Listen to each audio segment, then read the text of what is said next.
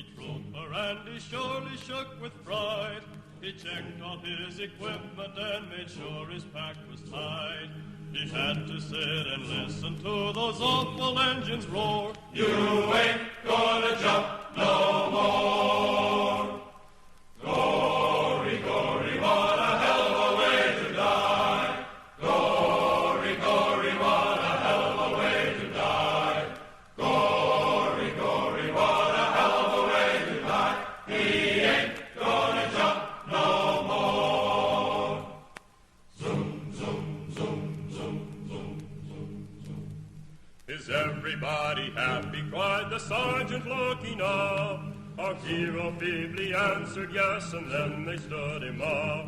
He jumped into the icy blast, his static line and hook, and he ain't gonna jump no more.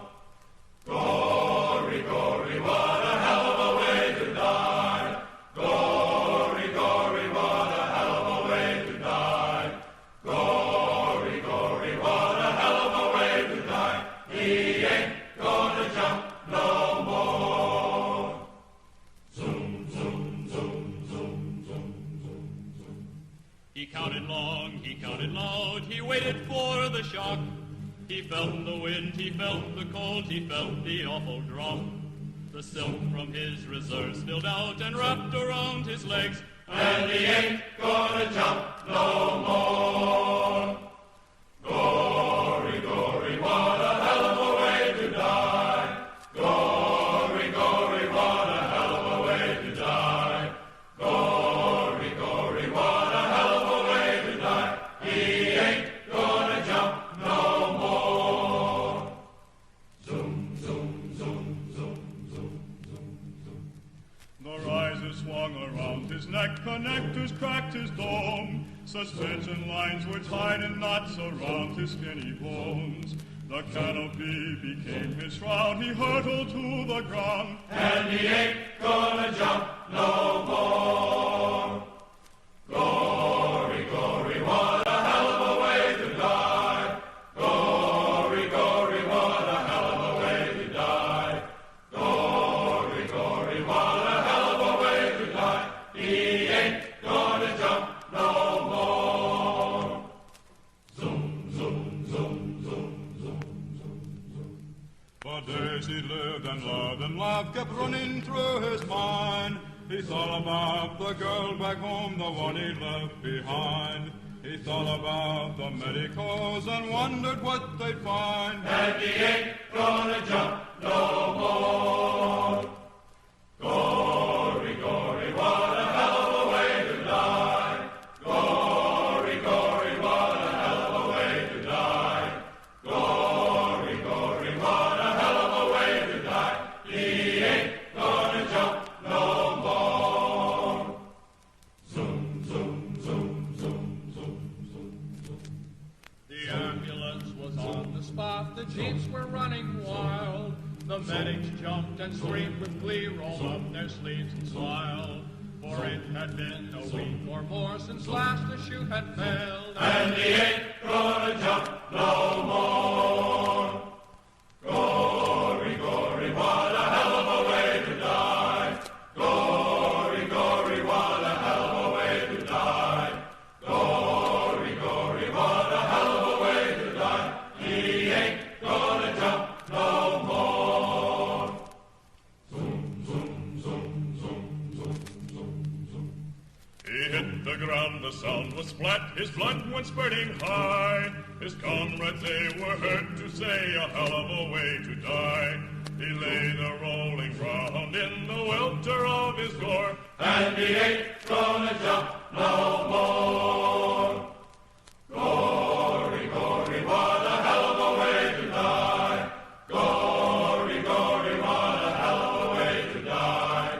Gory, gory, what a hell of a way to die.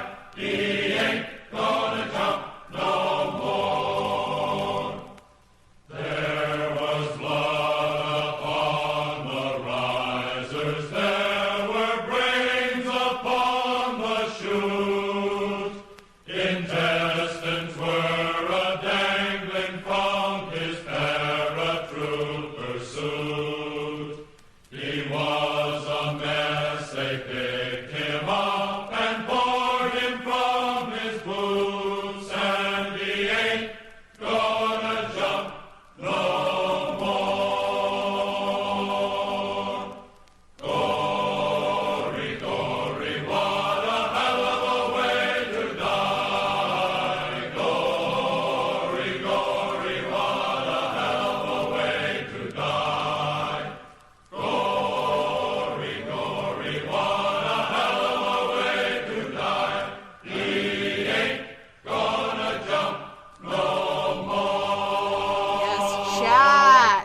Welcome, welcome! What an interesting way to start a stream, huh? Are y'all feeling patriotic? There's no way to feel patriotic about the last couple whatevers. Sounding good already, thank God. Chat, how are we doing?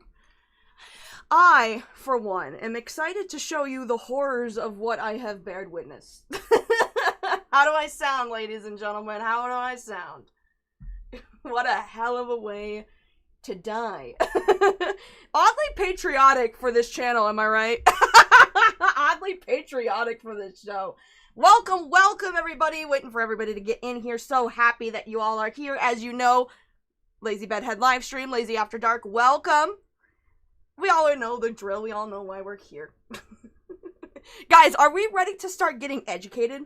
Are you guys ready for yet another educational stream where I teach you about the horrors of the internet? I know I am. Hell yeah, America. Nice to see you, Lord Rush. Nice to see you, Jenny. What's up? All the classes.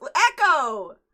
Echo, I'm afraid of what's gonna come out of you. What's gonna come out of you. I'm always worried for your financial situations, but I appreciate Echo being here. As everyone knows, Echo is basically my my baby mama at this point. We joke about it all the time. PowerPoint? Chat. Do you guys like PowerPoints? Did you guys like it last time? Well. Well. Lazy back at it again with the teaching. It's not just gonna be me, guys. I'll have to get my friend on here in just a second, but before we get into that, let's close this first of all. Second of all, let's get into this. Hello, chat! Hello, hello, hello! How are we?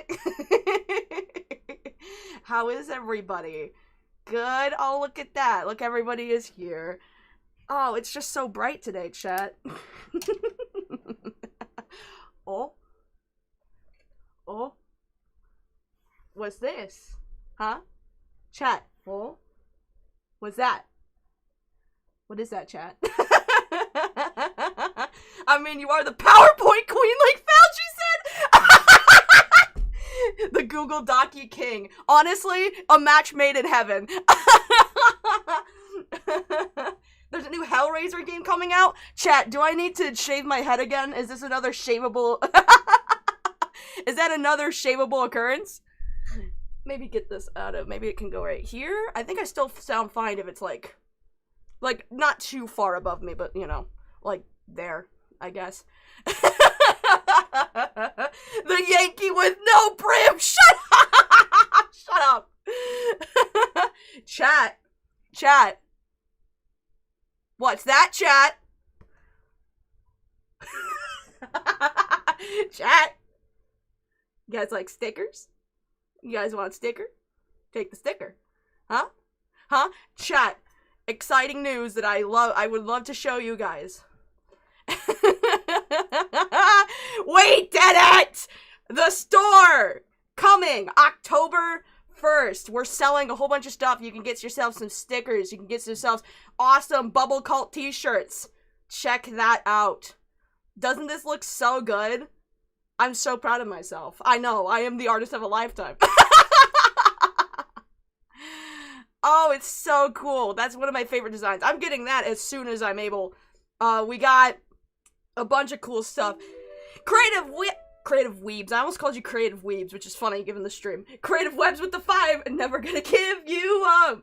Never gonna let you down. Never gonna run around and get myself copyright struck. Thanks, asshole. No, I'm just kidding. Thank you, Creative Webs. Yes, chat. We got a bunch of cool stuff coming October 1st. Here's another design. This is the diamond shirt. This looks pretty good. Me holding the little guy is so funny. All of the shirts come with my logo on the back of it, too. We also got stickers alongside this amazing thing. The sticker sheet. We also have just me. This is a sticker. It's a big sticker. You can buy it. Put it on your car. I want to see me on your car. Not like that, though. We got little patches. Hold on. Look at those cool patches. Old designs, old logos, new logos. This is the hat I'm wearing right now. It's pretty sick. This hat is so cool, by the way. So fucking cool. We also got these awesome shirts, too. There's so much stuff on the store. It is coming October 1st. It's not available yet, but it's coming. So, check out October 1st. And if you are part of my Patreon, which a lot of you are, you guys can get some discounts. Exclusive if you're supporting me on the Patreon. So, let me put this in here for you guys. I'm sure it's just the countdown thing, but... Yes, we are being sponsored through Fourth Wall in order to bring you some merch. They happily reached out to me, said, you should make some merch with us. We can set up your whole website. And I'm like, that's cool. I want a website, and now I have a website. Guys, isn't that great? I'm a great YouTuber. Also, I want to get this shirt from my boyfriend. I want to get him the shirt with our cats on it. Look at how cool that is. I kind of like it in the green. See? That's so sick. Anyway... October 1st, if you're part of the Patreon, you'll get exclusive discounts to get all of my stuff, because you're already paying me $5 a month or $1 a month, whatever it may be, you might as well. Echo with the $1.99 pulls out wallet for the lazy merch. Thank you so much.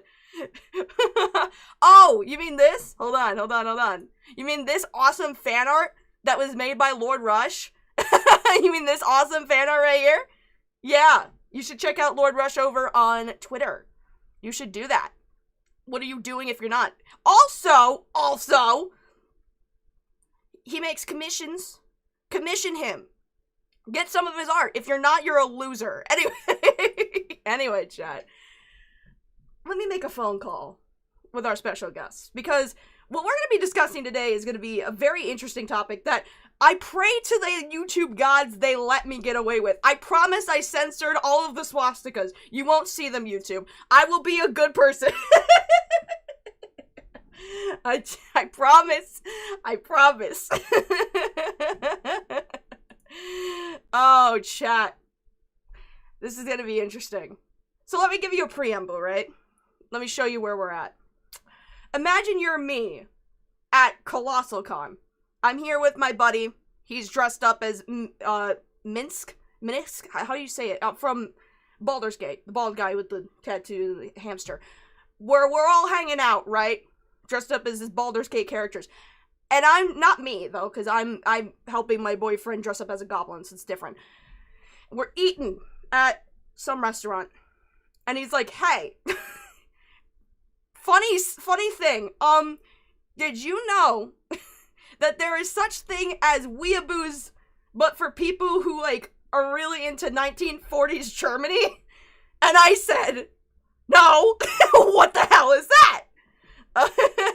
Hecaton, how do you say that? Hecaton cherries with the 2 pounds, thank you. I love that. I don't know why yours doesn't show up. Echo with the 99, thank you. But yes, chat. Imagine sitting at a Colossicon event and learning that apparently there are Nazi Weeaboos. And that's what their stream's about. But surprisingly enough, when I decided to take on this little venture here, I didn't realize that a lot of this was gonna have to consist of, like, armory, weaponry knowledge, and I don't like guns, so I don't know anything. Fortunately, my friend does, so I'm gonna give him a call. Get him on! Get him on! Get him on! Hi. Hey. Hello! Let's see if you're loud enough, first of all, because I'm gonna overpower you, of course, because I'm the loudest person here. Oh, it's all good. I should be... Is this good? Yeah, you should be, but also I can turn up your user volume, so it's fine. Alright. Perfect, perfect. Nick, welcome to the Lazy Bedhead livestream. Welcome to Lazy After Dark. Thank you for joining me today. I am so excited. Thank you for having me, actually. This is the first time I've ever been on a live stream, so Really? I hope I don't disappoint. Yeah. I thought that you would be like, with the So You Think You Can Fandom stuff. Like, well, I guess that's not live streams, I guess. I've only been on there like 4 times. I mean, I'm not a common member. I usually just do background stuff. Right. So, I've been giving my my chat here a little preamble of what we're talking about. I gave them a setting of how I figured out this information, but I wanted to call you and get your perspective on this, because you've known about this a lot longer than me. How did you find out what this What is the backstory of how you found out what this is? Because what kind of internet places were you at where you were just like, oh, this seems normal? Yeah. All right. So this happened back in high school, like many things do, right? Mm-hmm. But I like history. I'm currently studying more Native American history myself, personally. Mm. But at the time, I really like World War II history. I still do. Mm. And I was just upon, random forums and, just playing games about World War II. And then I came across groups of people that were like this. And me being sickened but fascinated in a morbid way. Yeah. Looked more into it. And I'm like, wow, these people are kind of insane at some point. Very much. Because don't get me wrong, even when I was in middle school, I'm like, oh yeah, Germany had some pretty cool weapons and vehicles in World War II. These are pretty cool. Right. But like these people take it to the next level of like some bullshit. Mm-hmm. And my sickened curiosity, because honestly, I'm surprised I haven't been hit by a car at this rate with how curious I am. Mm-hmm.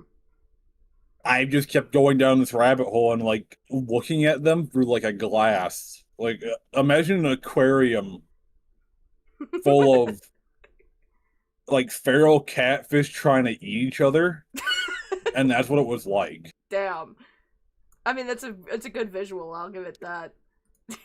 Honestly, when you told me about it at ColossalCon, I could not believe what I was fucking hearing. I thought I was going insane. I was like, there ain't no fucking way you're joshing me. You're messing with me, clearly. Actually, no, I just remembered what my first actual, like, experience was with this group, right? Yeah. So, as a kid, well, I still do play it, but back in, like, high school, I used to play TF2 a lot more than I usually do. Mm. And TF2 has a very interesting community. I love TF2, don't get me wrong. But this is one of the most diverse groups of people I've ever seen in my life. Right. And I shit you not, my first actual fucking... Oh, no, my bad on that. But my first ever, we're not getting monetized anyway, actually. It's fine. We are talking about this. Yeah. There's no way this is getting monetized. Although, I did put this stream on educational and World War II history, so maybe they'll just sneak through. Who knows? I mean, if we're talking about World War, I don't know how...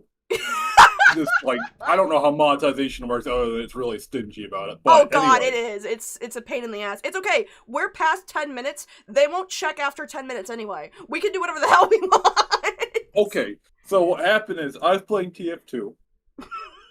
And I think it was Achievement Awesome Box, if anyone who ever watches the stream plays TF2 remembers that. But I kid you not, there was a person who put down a spray, which, for those who don't know how source games work, like TF2 and all that, you can upload a user image and put it down in-game.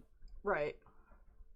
And it was a brony that was a Nazi. And it turns out there's entire subculture of Nazi bronies. Oh yeah. Nick, did you know that there is a, I think it's a fan fiction, but it's basically a bunch of Nazi bronies that came together to... I don't even want to say it's fan fiction. I think it's just, like some sort of essay or something. It's hard to describe it because fan fictions read fan fiction. They're taking the world and they're writing their own story. This is justifying how Equestria is a white Aryan, ethno-state, glorified place that's, perfect for white people. Yeah, I heard about that. I'm like, what? They're ponies. What are we talking about? Oh my god. The West Up thing is, they actually have their own OC, because most things this originates from 4chan, like you'd expect. Of course. Why? Where else would it come from? 1 second. Mac with some cheese with the $5. Thank you. I like History Tube. I like seeing how people learn of these weirdos and know how to avoid them.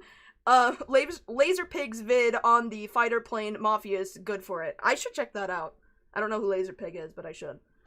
They're pretty good. I heard of them before. Mm. And you were saying, as we were talking. So they have their own mascot called Ariana, I believe it is. And all I could think.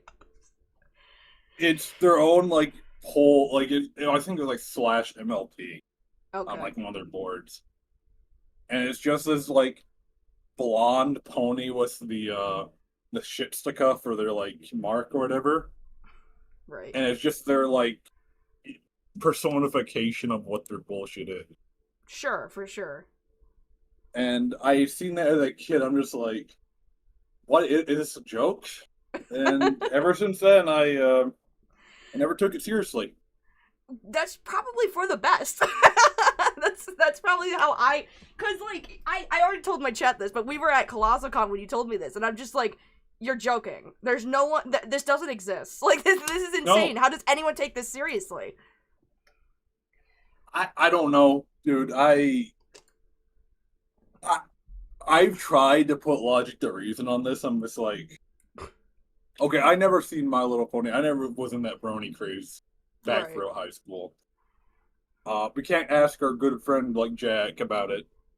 He used to be into bronies. I don't know if he even knows what that is, but I don't know if they. Most people that only know about like the darker side of the brony things is when they get too far into it, I think. Yeah, usually. Oh my God. I just don't understand it. I don't either. I never looked into it. Well, we could try to make sense of it today, Nick, because we put together, chat, our favorite thing. Yeah. We put together a PowerPoint, everybody! Yay! We did it! We did it! I did this with the Brian Mullen stream, and it was a big hit. People were just like, yes! PowerPoints! You know what this feels like? This feels like doing like a ColossalCon panel, but like on the internet, kinda. Oh yeah. Because there's an audience. They're here. They give me money, which doesn't happen at cons, but you know, it'd be nice. But yay, guys, we made a PowerPoint. We did it again.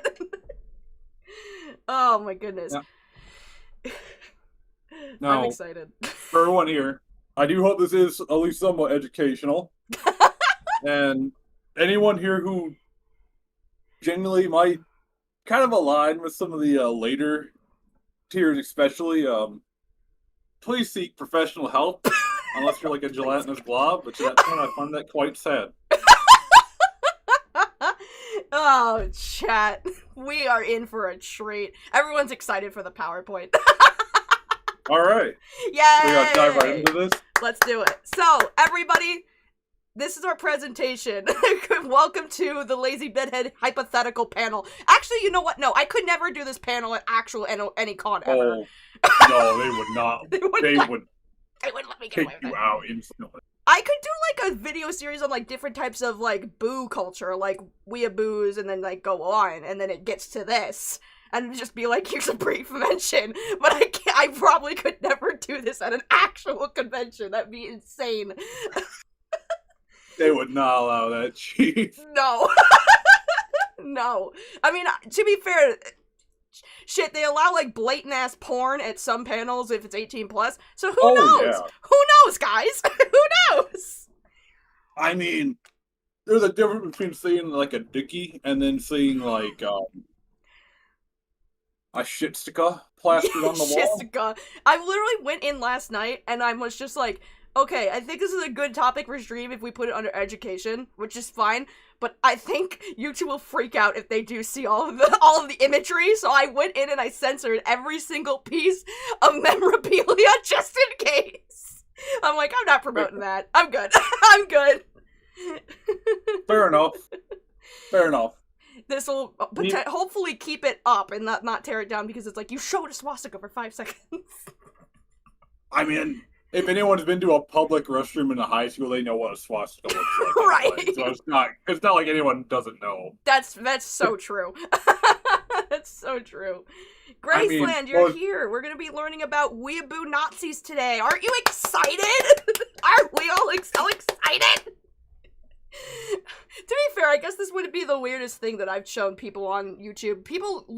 We got to Brian Mullins before we got to this, so we're all good. Everyone's already really broken in on this stream, so, you know. Alright, so we don't have to hold back very much. No, I encourage you not to, because I'm not gonna be like TikTok censorship. Be like, every mention of... Yeah. Guys, we can't say the N-word here. We have to call them Yazzies. We're gonna try to be as educational as possible, but you have to understand we're dealing with Weeaboo Nazis, so we are gonna have to take the piss, because I'm not gonna be able to take this shit seriously. But, if you've never heard of this community before, chat, I hope you get a good laugh out of it too. Or maybe you learn something, you know, because Nick knows way more about any of this than I do, because the most I know about World War II is that we didn't punish the Nazis enough. That's all I know. Yeah. And I will say to everyone in chat, I also encourage doing your own research on this. Like, history survives off of learning. Mm-hmm. So I encourage learning as much as you can about this. Right. I just recommend that you look for proper sources and get your information fully, because a lot of places do try to either censor or change history, and I've not proved any of that. Oh, and also not to mention, like, when looking for this kind of content, like, examples of, like, people that post like this, it always gets removed. Like, I'm like, I wonder if there's any, like, Wehraboo videos we could watch. They all get taken down, because it's like, well, yeah, you're showing a swastika on stream. Like, I hate the fonk edits of that, dude. It's always fonk edits or slow down My Little Dark Age. So true. I hate that shit. It's so annoying. Did you ever, actually, you know what, before we get into this, something that's sort of related. Have you ever heard of the person, I think their name is Felix something, the person who believed that they are a reincarnation of Hitler? Oh, good. I was drinking on that. No, I've heard of rumors that Tom Cruise might be Hitler reincarnated, but no, I've never heard of this guy. Yeah, it's some... Well, what's funny about it is that it's this person who is, I believe, like, female to male transgender, who believes that either they have an alternate, like, when they have, like, multiple personality or whatever, or they legitimately believe that they are reliving the lives, or, like, the flashbacks, the memories of Hitler, so they just believe they're the reincarnation of Hitler, and I'm like, honestly, if Hitler reincarnated as a femboy, I feel like that's just karma. I feel like that's pretty good karma. God damn it. God damn it. Felix Cypher, that's what it was. Thank you. Yeah, thank you, chat. Not the twinkler, that's crazy! I woke up 2 hours ago. Gee, it is too early for this shit, man. What do you mean? It's 4 o'clock! I have a fuck schedule. I cannot sleep. That's true. And this is too early. Everyone's saying not the twinkler. That's insane, chat. Stop. Oh my! You know that almost happened actually. What? Here's a little history lesson, all right? Yay! One of the attempts to actually get Hitler out of power, I think it was either the U.S. or the U.K. that did this, but they bribed one of his gardeners, because Hitler was a vegan, all right? He lived a lot off of vegetarian life, so he had his own garden. Mm-hmm. They bribed his gardener to spray his, like, vegetables with, like, female, like, pheromones and testosterone, like, that type of stuff, like estrogen. And they wanted to, like, feminize Hitler, thinking if he was more feminine than other, like, parts of his cabinet would push. Yes! Are you kidding me? This is so silly. What are you talking about? This is insanity. There was an actual attempt to, like, femboy, like, hypno Hitler. They were trying to soy Hitler? No! Yeah. Yes. And, like, it never happened because the gardener just took the bribe money and threw away everything. But it could have happened in alternate history, which is even funnier. I wish it did happen. I wish that was a real thing. Could estrogen have saved Hitler? God damn it. Jesus. I would think it would save Hitler, but it would have done something. I don't know if it would have killed him. I don't know why that was an intent to do anything. Well, their idea was, at the time, women usually were in place of the power just to have, old days. Yeah. Hitler emasculation arc is crazy. Yeah. My chat is crazy. They were hoping the other cabinet members would push him out of power, is what they wanted. Okay, got you. But this is an actual thing that almost happened. It's crazy, and it's really funny to think about. We could have had femboy Hitler. I can't take it. My Jewish ancestors could have been saved by estrogen. Yeah. God damn it. That's so funny. Anyways, chat, enough about femboy Hitler, although we will probably see him again. Maybe. God damn. Let's get into this lovely little sub-faction culture of the internet. But before we begin, we must make this very, very abundantly clear. The following presentation contains discussions of Nazi Germany and the war crimes of the Nationalist Socialist Germans Workers' Party, that's a really long name, in a sympathetic light. The presentation is for educational purposes only, in no way represents the views of the presenters. But just in case it needed to be said, fuck Nazis! Fuck these people! Fuck them! Hello, Pinker! I love to see you! Hey, are you ready to say fuck Nazis today? Yay! What is this shit? What is this fucking comment? Estrogen would have made Hitler one of the wokes. That's crazy! Shut up! I love you guys. Anyway. Okay. So, let us begin. Here is the objectives of our stream today. Today is going to be an educational overview of... Overboo? Am I... Overboo? Like, serious, bro? I'm sorry. An educational overview of what a Wehraboo is, and going through the tiers based on this that Nick sent me, but I think this is also on the Wehraboo subreddit or whatever the hell. Tiers 1 through 10. If you guys look on the screen, we have a tier list of, below tier up until the very much extreme stuff. And each tier has, a specific fun fact that would, kind of equate to the tier. And we'll discuss, each of these as we go. But basically, this whole thing is just kind of going through each of these and seeing how insane the rabbit hole is. Also, understanding why people fall into this belief system, the origins of Wehraboo ideology, and just laughing at how fucking stupid all of this is. Should also be noted that, unlike Nick is a big, giant history buff, but we are not trained educators in anything. Sadly. I'm just an idiot that hyperfixates on stupid online shit. Bubonic Tonic with the 5. Can we get a picture of G.I. Robot for the sanity in the corner? Wait, no, that's so true. Hold on. G.I. Oh, hell yeah. I love G.I. Robot. I've seen, this is a part of that creature, that animated creature Creature squad. Commandos, yeah. Yeah, is that a good show? I've been wanting to watch it. Yeah, it is. I've been wanting to watch it, but I just, I don't know what's it on. Is it on Paramount? I think it is, yeah. Oh, God. I don't have Paramount. I'm gonna have to get Paramount Plus, and that's honestly really upsetting. What is a good picture? Hold on. This one. No, that's this one. I will say, too, most of what we're going to be talking about is going to be just mostly the image and the myth presented within the tier. I might ramble on. I'm a rambler, unfortunately. Or fortunately, I don't know. We love ramblers here, so it's fine. And I hope that you guys do walk away with new information. If I'm wrong, I do not have any online presence other than TF2 and Discord, so you can't complain to me. Complain to Bedhead instead. Yeah, complain to me, chat. Where do I put this? I'm gonna put this right next to the chat. There we go. Right there. Actually, put it next to me. Metalman with the 2, thank you! People don't cover these dummies enough. That's why we're here! That's why we're here, chat. Oh my god, I can't wait. This is gonna be so much fun. Alright. So, let's get into some basic history!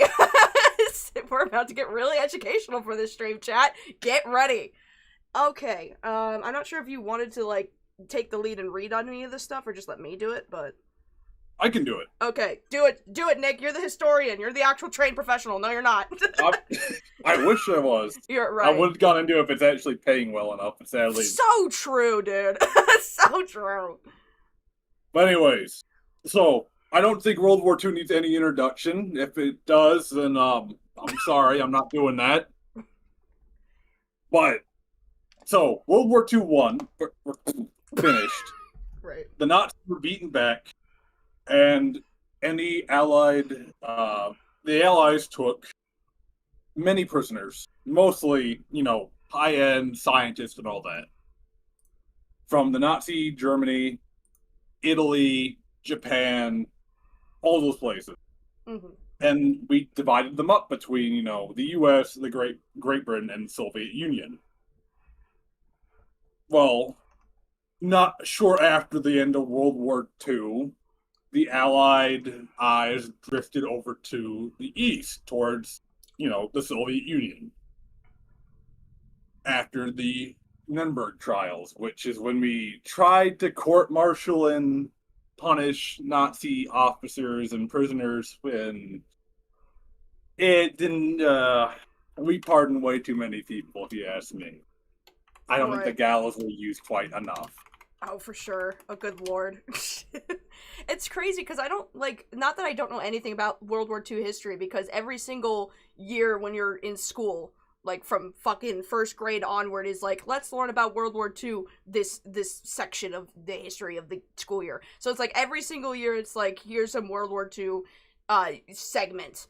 And the only thing I really knew about it was, like, you know, who was on both the two sides, and, like, Nazis bad, and basically that was pretty much it. The Nuremberg stuff, I think, was probably taught in schools, but, like, probably not as much. Probably not as much, because we pardoned a bunch of these bad guys that we were fighting against the whole time, and it's like, why would we do that? Why wouldn't we put them in jail or something? Like, what the hell? One really funny thing, it is also just me rambling, but there was one Nazi, high up called fucking... God, how can I forget his name? It was the guy in charge of the Luftwaffe. The Luftwaffe. This is gonna be such a fun stream. The Air Force. All of these names are so funny to say. And I don't know how to say any of them. Yeah, Hermann Göring. Göring. So, Göring was a very esteemed, like, World War I pilot, which is why, you know, Hitler put him in charge of the Luftwaffe. Kind of like, Erwin, who we're gonna learn about later. Except for they were Navy, I think? Yeah. No, Erwin... No, he was tanks. No, he was tanks, never mind. Erwin Rommel, yeah. Yeah, he was tanks, my bad. But Göring was the commander-in-chief of the Luftwaffe. And he indulged himself that he got rotund to the point he couldn't even fit in an aircraft seat anymore. And when we captured this lard-ass... He actually overloaded the plane originally sent to pick him up to transfer him. I'm not joking. His fat frame overloaded the cargo capacity, and they had to get a different plane to lift his big ass up. Bubonic, this is insane. They were saying that Himmler and Hitler being like Sauron and Samron. This is like Waluigi and like Luigi shit. That's great. That's fantastic. Sadly, Göring had a cyanide pill, though, and he killed himself. No! I wanted to persecute a fat Nazi. Now I can't. This is so sad. He was morbidly obese, though. He was big. Like, imagine a glob of butter with legs. What was his name? Hold on, I'll pull him up. It was Hermann Göring. Hermann... Göring. I think it's this guy. If he looks like a glob of butter with legs, then yeah. I mean, do they have, like, any actual giant pictures of him? This seems so weird to be like, let me try to see if there's fat pictures of this guy.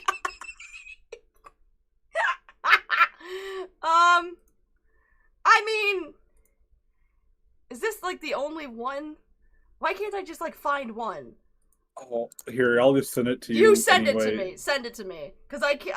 most of these make them look really normal. I don't think this looks normal, dude. That was, like, Humpty Dumpty. Maybe I'm looking up the wrong person. Okay. Look at that posture. He was so fat, I don't even think he could do the salute properly either, because his arm just couldn't raise up high enough. Hold on! Wait a minute, wasn't this supposed to be, like, the perfect race of people? Oh, yeah. Why the fuck? Wait, why the fuck was this guy here? Chat! He is. I mean, I can't say shit, right? But if you're a Nazi, I feel like I can say a little bit of shit. Oh, no, you shouldn't make fun of him, because, like, he used to be relatively, like, skinny, because he used to be a pretty renowned pilot in World War I. Right. And then, like, when he got in the power, he just engorged himself upon endless food. This is truly, like, once you get into power, this is like that scene from, the Animal Farm thing. It's like as soon as, it's literally that! It's literally as soon as they were in power, all they did was eat food inside the house. This is what happened to this fucking guy. It's so funny to me, though, that they had to get a different plane because he overloaded the weight capacity. He looks like a bulldog. Not in, like, a cool way, though. In, like, a kind of chubby and pathetic kind of way. That's funny. But, yeah, anyway. Back on topic. Back on topic. We're gonna remain on topic so often. It's gonna be great. The Nuremberg trials was, as I said, we tried a war crime in court. The Nazis. Sadly, we pardoned a lot of them due to them. But we'll get into that. Right. So, after the end of the Second World War, fought by the Axis powers, which was Nazi Germany, Fascist Italy, and Imperial Japan, and the Allied powers, which was us, Great Britain, and the Soviet Union. Was it the Soviet Union at the point, or was it just Russia? It was the Soviet Union. Okay. So, they were all afraid of the rise of communism. They were so afraid of communism that they said during the Nuremberg trials, you know what? The Nazis discovered a lot of cool technology in their attempts of, like, torturing people in concentration camps, so why don't we just, like, take all of their stuff and then use it to fight communism? So what happened is that they basically implemented certain cooperating fascists into positions of power in order to fight against communism. Yay, America! We are so afraid of communism, we will cooperate with fascists, apparently. Fantastic. Wonderful. So, I will say, though, on that, the Soviet Union also did get their half of, like, the, German scientists as well. That's true. So it wasn't just us. That was their operation, because we have, like, Operation Paperclip. They had Operation, I don't know how to say it, Osagvahim. There's some real quick. I might be able to... This at the bottom.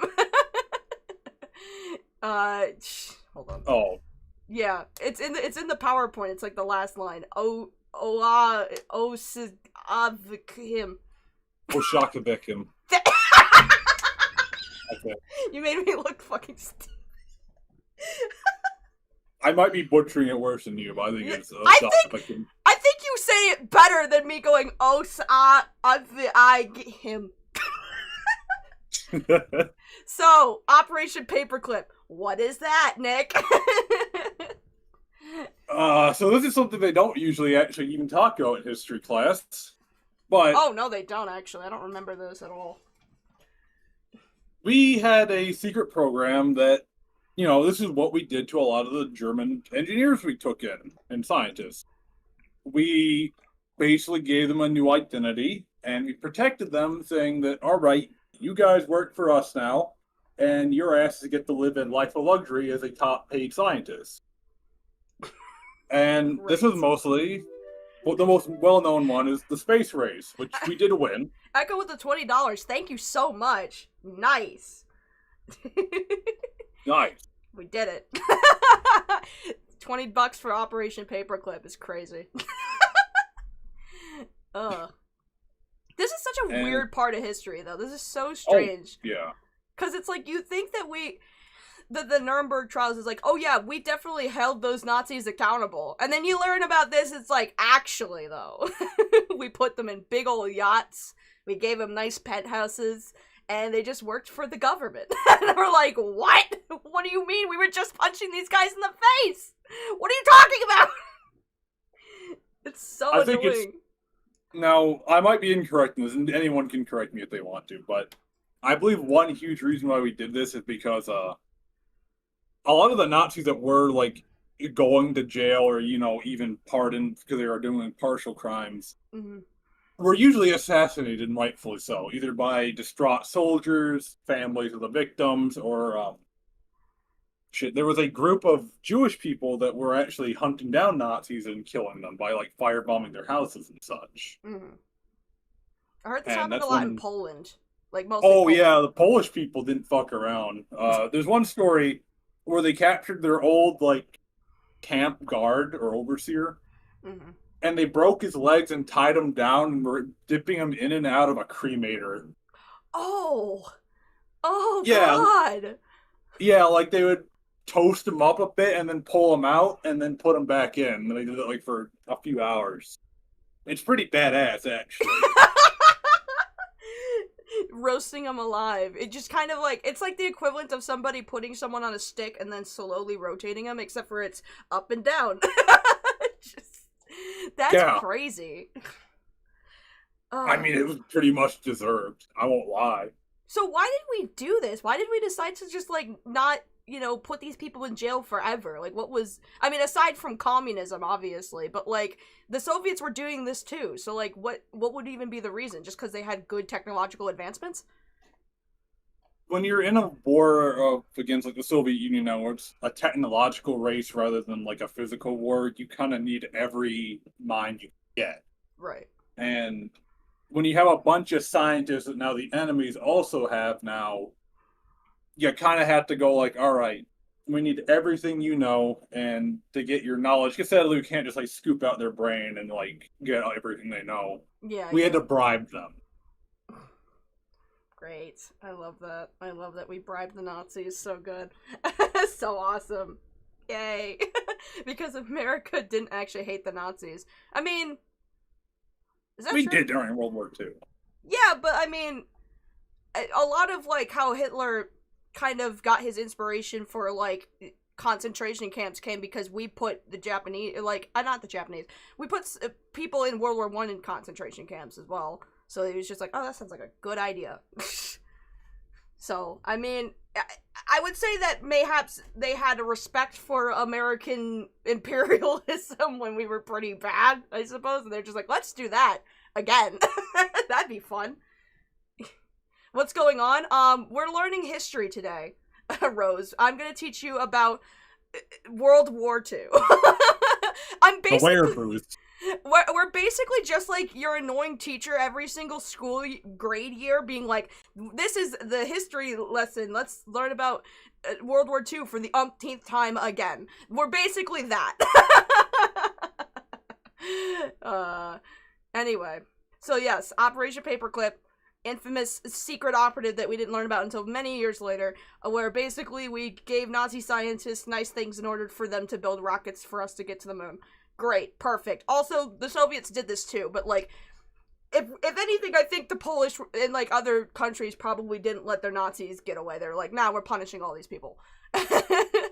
So, as we continue, we should probably discuss why even mentioning either one of these events is relative to what we're talking about. It's important to look into these two events to understand, like, the modern interpretations and analysis of how we read into, like, history, especially when it comes to, like, Nazi Germany and World War II. And the first thing that comes to mind is that the Allies sucked ass at punishing Nazi war crimes. If you're wondering why in the modern day America we have such a bad Nazi sympathy problem with Donald Trump, like, apparently thinking there's many sides to the issue, that's why. We have never changed. Nothing has changed. It's been like this forever. It's been like this for so long. And the second thing is that German scientists, along with, like, even, like, Imperial Japan with their Unit 731, I think, They Yeah. made a lot of important scientific discoveries. Now, of course, those scientific discoveries came on the backs of torturing people alive, but they were important. So, this is where Wehraboos come in. Yay! So, chat, if you're God. wondering what this is, enjoy the Nazi anime girl. The scientific discoveries during the Nazi regime became a topic of fascination for many who are historians of World War II, or just, like, hyperfixating on German history in specific. And this has led to a sort of fascination or praise of 1940s Germany. Similar to a Weeaboo, which praises Japanese culture and finding no faults in it at all, Wehraboo is basically that, but Nazi Germany. Yay! Oh my, you just triggered another memory I had repressed. God damn it. What? Okay, so I played Gary's mod a lot, right? Gary's mod is the GOAT. Yeah, and some people in chat actually might remember to say he actually played Gary's mod, but there was actually an official statement where Gary Newman, the guy who actually owns Gary's mod, who made it, had to ban 40s Germany roleplay servers on Gary's mod. And I vividly remember, like, me and a group of my friends, I think even Alex was there, we used to join in those servers and just be Polish partisans and fuck around, causing as much chaos to these LARPers as possible. That's amazing. And my favorite one was hijacking a car to crash into the Reichstag and blowing up Hitler immediately. And I got banned. Instantly. Upon killing him. You got banned for killing Hitler? That is so stupid. It was failed RP. They said it was failed RP. I'm just like, how? He dies. He does die in the end. How was blowing him up with a cart bomb fail RP? He didn't die at the right time, Nick. You didn't kill him historically accurately. How dare you? The people those yearn for RP. those servers is long gone now. Like, they're all gone, thankfully. But I miss fucking with those people. That's why I wish they weren't gone in a way, because I love fucking with them. They were so easy to piss off. You know what? It's good to know that even before I met my future boyfriend, he was anti-Nazi. I love learning about that. They were so easy to piss off. They were asking for it. It was so funny. Jenny Chukla, why are you booing me? I'm right. That's so true. That's so true. You interrupted the Hitler's canon event. That's crazy. That's crazy. Anyway, that's really funny. Oh God. So, let's make an important note, because I feel like this is essential for anybody who is feeling a little, maybe not offended, but kind of called out, right? You're not a bad person for being interested in learning about the history of Germany in World War II. I mean, Nick's already admitted he's a big history buff, so, like, this doesn't apply to anybody who likes watching, like, Holocaust documentaries or, like, is fascinated with World War II. That doesn't make you a Wehraboo. This is what makes you a Wehraboo. This, everybody, is David Irving. David Irving is what we would call, like, a Holocaust denialist. I think most Wehraboos do believe that the Holocaust happened. I hope. Oh, I won't get into that. I've heard their arguments. I've known one for a while, and I stopped talking to them, thankfully. But oh my God, their logic on it is so dumb. I bet, for sure. What is that on my screen? Is that... Oh, that's the mic. I'm trying to wipe off this thing on my screen. I'm like, did the screen get dented? No, it's just my microphone. I'm an idiot. Okay. Hey, Sydney. Yeah. Watch this. You fucking asshole. You fucking asshole. Oh, asshole? I can do that. No! Guys, this is a very educational stream. Can't you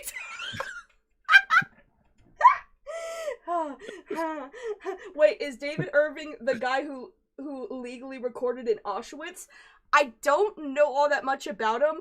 All I know is that he got accused, like, somebody labeled him as a Holocaust denialer.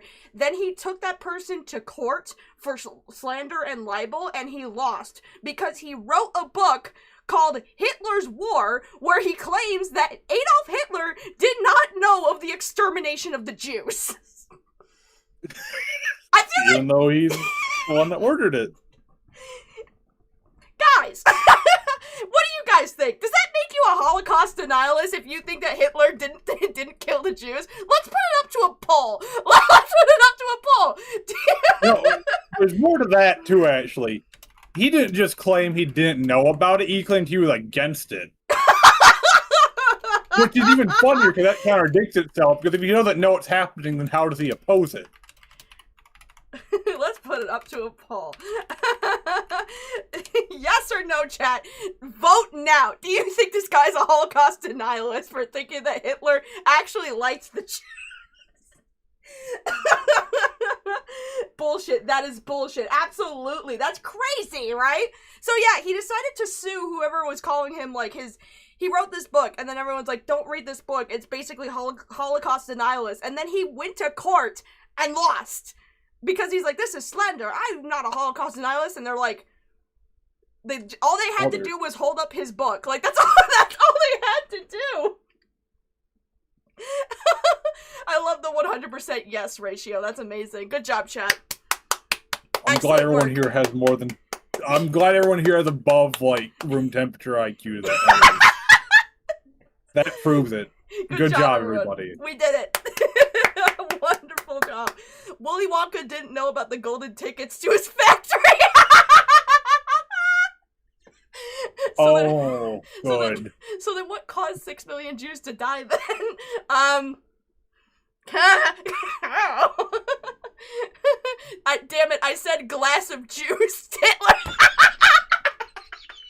Wait, this guy's still alive? What the fuck? This guy is still alive. He's like 87, I think. Basically, chat, this was his philosophy. This is, to sum it all up, I killed the Jews using gas chambers. No, you didn't. No, you didn't. According to me, no, you didn't. Yeah. It's just, I don't understand it. I don't have IQ, I just have Q.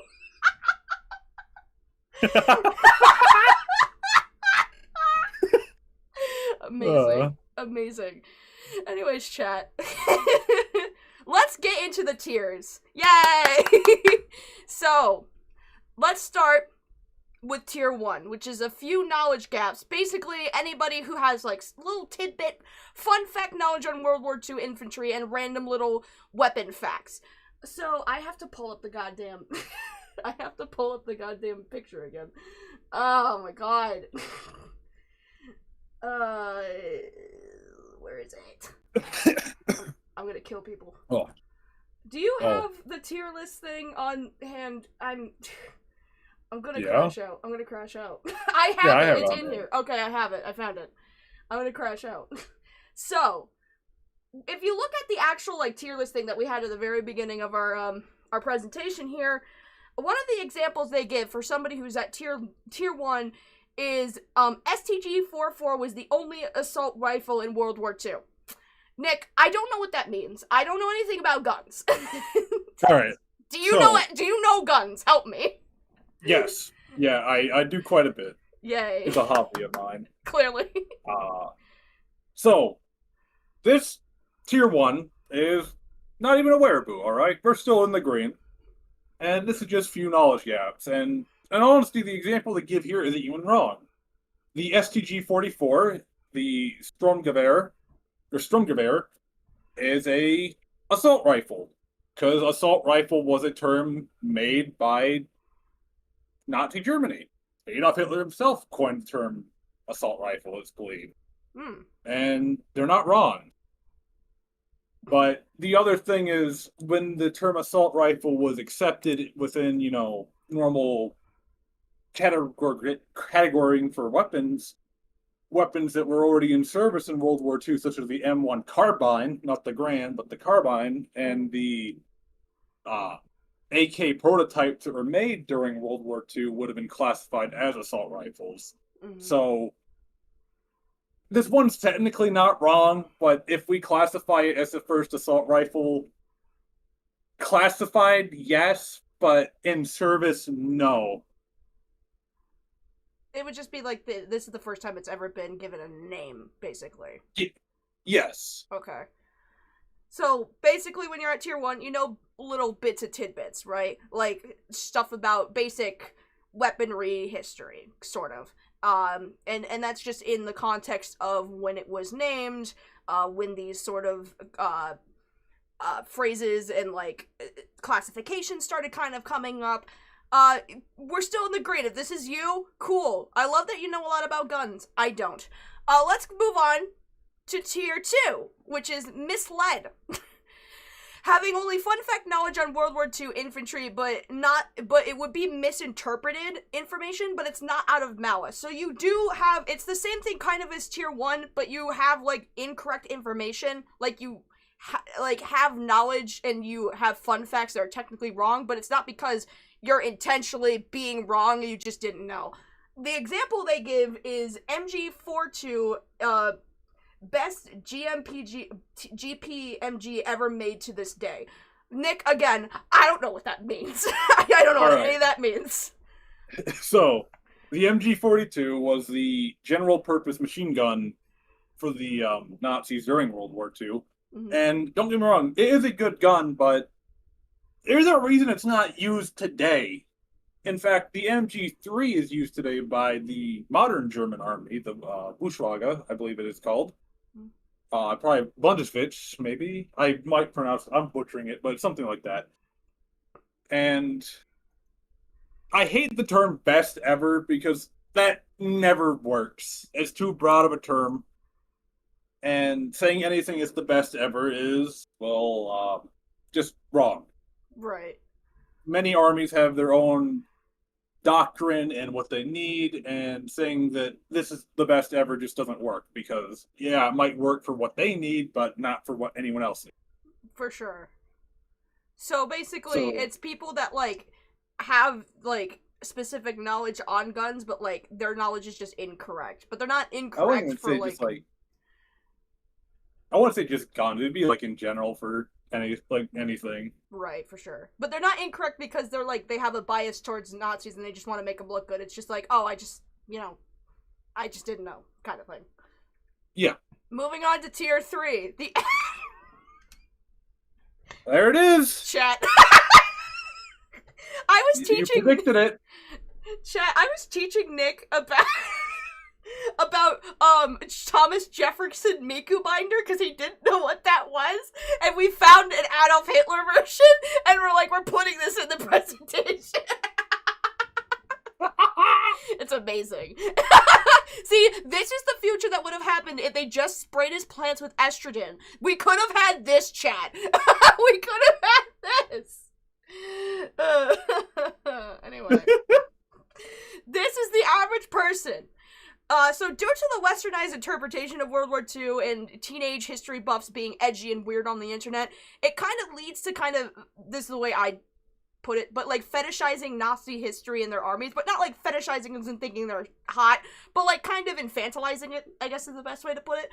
The example they give is Germany in World War II was more technologically advanced than the Allies. I've heard this before. Is this true? No. I didn't think so. I didn't think so. The best example I can give of this is we had to kind of hype up Germany during World War II for the fact that they were now our allies, and we wanted to get, the West fully supported of, West Germany when there was the split of the Berlin Wall. Right. And that eventually led to saying that the Germans were more technologically advanced in a lot of ways, which isn't very accurate. Yeah, they invented the V1 and V2 rockets, but America made the power of the fucking sun in a can. We would have probably ended up in space without their help, basically. If we were able to figure out the atomic bomb by then. And the UK even invented radar well before Germany did. Right. And fun fact, if you ever heard the eating carrots makes your eyes better, that's actually a thing started from the RAF, the Royal Air Force, as a way to hide their radar. They just said that carrots made their pilots' eyesight better. Really? That's crazy. Yes. That's so funny. That's so an funny. actual little tidbit right there. Aw. Man, they lied to an entire generation of children to be like, actually, we just made this really cool sound thing. Basically. Guys, you know what? Have you ever lied to your child? Have you ever told them about Santa Claus? It's the same thing.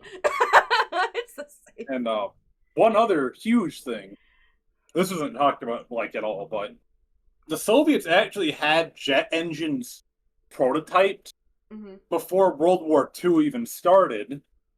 Oh, really? But Stalin gulagged the guy who was making it and destroyed all of his research. And then when the war started, they busted him out and he had to restart from scratch. Oh my god, really?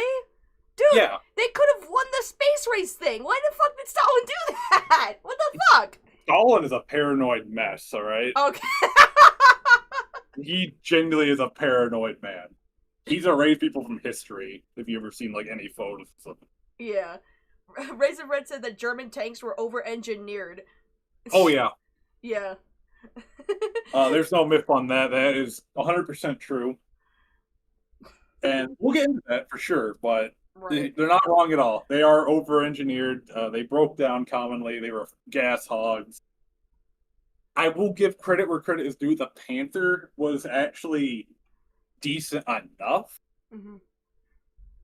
And even their tank destroyers, which are the Stug, Stug, and Jagdpanther, were actually pretty good and had a relatively good kill-to-death ratio, actually. So I will give credit where credit is due. Well, I don't know if we should be giving any credit to Nazi Germany. Oh, I'm not giving credit to them. I'm giving it more to the fact the vehicles themselves. Okay, well, the German engineering. Like I said, I can tell you, like, yeah, this is how it is. I'm not supporting them. I'm just saying, yeah, that's actually like their statistic. Right. Bubonic Tonic with the 2. Where does the band Sabaton fall on this list? I don't know what Sabaton is. I'm not Okay, sure. so they're like a Swedish power metal band. Ah. I would honestly say probably tier 4. Oh god. Is my honest opinion. Well, since we're heading there, we might as well tell people what tier 4 is. Oh yeah. Tier 4 is German bias. Having knowledge in World War II infantry and weapons, however, it shows a clear bias towards German weaponry and history, often depicting them as superior to other armies at the time. And what I have as an example is a Joe Rogan clip. Guys, my favorite. I can't listen to this guy again. It's too bad. Leaders felt, please. oh my god, look at that fucking cannon. I don't want to What was listen that to thing the called? Joe Most powerful Rogan gun burger.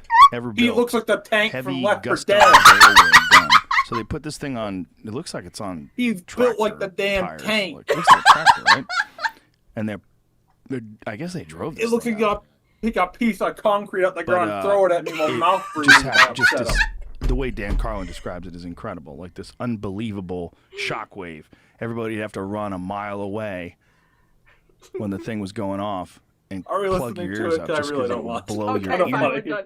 Listen, they're Thank talking God. they're talking about the gun on wheels. The one the one big giant tank on the thing on the tracks.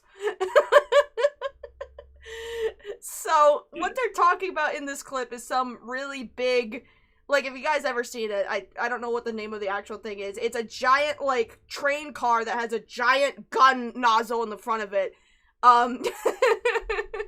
Yeah, the Schroeder Gustav, it was called. Oh, gotcha. Okay. And they're saying how it's like the peak of German engineering, basically. It's the clip itself. There's another thing of them really praising the hell out of like German things. Now, I mean, Nick has already said that, like, you know, Germany has made some like impressive weaponry at the time, right?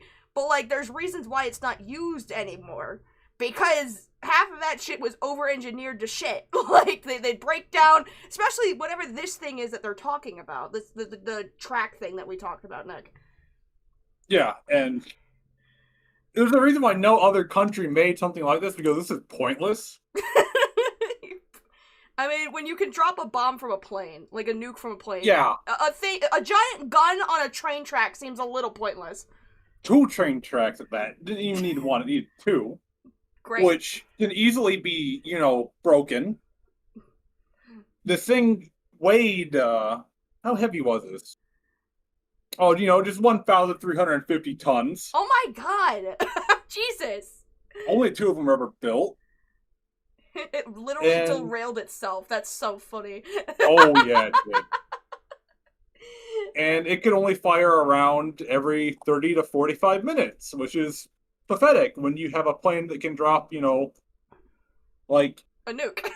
16 bombs. Well, this is before nukes were really invented. This was like 1941 to 45. Okay, but I am saying, like, when you have things that you can fly overhead and drop shit on,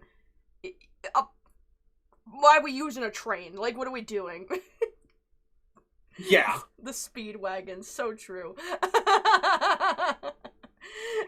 Also, train tanks have one super easy counter: destroy the rails. Yeah, exactly. It's so stupid. It's so weird to see them like praise the shit out of this thing. It's so weird. You know what's even funnier? This one actually didn't even work outside of Germany. If they were to go to the Eastern Front, the railroad tracks there were like a couple inches more like narrow. So and their train cars didn't fit. Yeah, they couldn't fit their train cars. They had to completely tear up and rebuild railroads when they're going to Russia.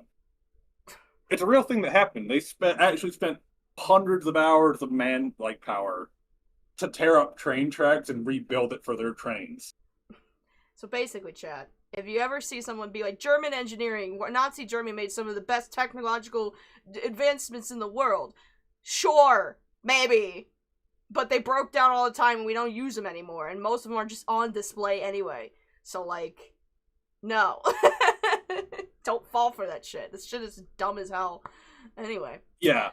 German bias is very much, like, a thing with people. And sadly, oh boy, tier 5. Yay. Oh boy, tier 5.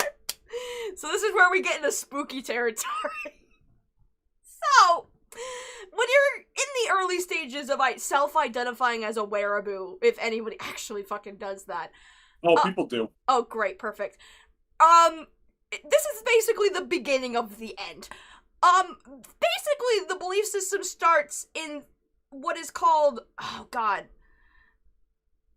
it's called the Queen Wehrhaus, I think. The Queen Wehrmacht. Yeah, the Wehrmacht, thank you. It's a myth where people believed that German soldiers were not volunteering in the war and they were just forcefully drafted into it. So most of Hitler's army actually didn't self-identify as Nazis. This is an example, and I'll read it because it's on screen. The German machine guns never overheated. Oh, silly me. Heat mechanics sounds like Jewish physics. That sounds insane to say. 4 Shermans to every tiger. This sounds like I'm reading something straight out of, like, Pole. What the fuck is this? My Hoi 4 experiences show it's the opposite of that. 1 Mark V to every 4 tiger. 2 Shermans for every 18 PZ4s and 5 tigers. Oh, and my favorite, 1 Panther for US for every 6 Panthers. The last one was as America versus East Germany. I captured enough Panthers to use some of all Prov divisions. This just sounds like gibberish to me. But basically, not only is it giving very much German bias, right? Like, basically saying that all of our tanks combined couldn't beat this German thing, but also basically being like, guys, not only did they have the best armies and they had the best guns and the best tanks, but also they weren't really Nazis. They were just drafted into a war. They didn't actually identify with any of this at all. Yeah, and this is the true insanity, and I'm gonna just dispel some myths immediately proposed. Yeah, here, right? please do. Because I don't know what any of that means. Wehrmacht means people's army, right? Right, yeah. And this was their main infantry, alright? A lot of people volunteered for this because in their, regime, soldiers got a lot better treatment than the average person. Mm-hmm. you got a lot more benefits. So a lot of these people did volunteer willingly. Mm. This whole entire, like, Reddit comment is insanity.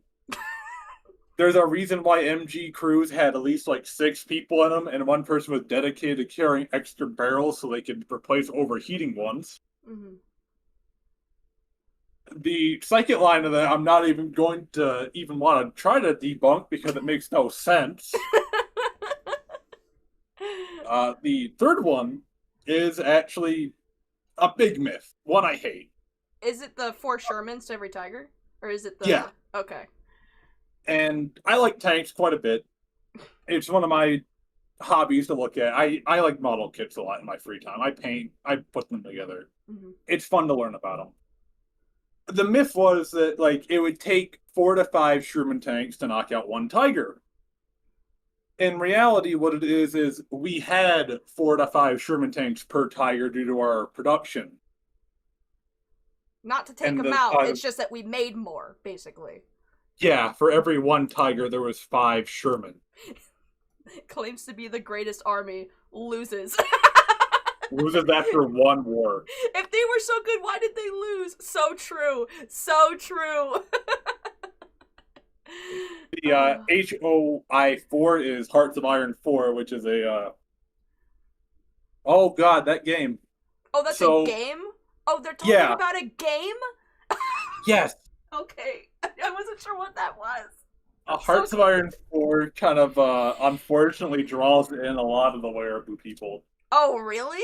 You know what also brings in Wehraboos? War of Thunder, for some reason.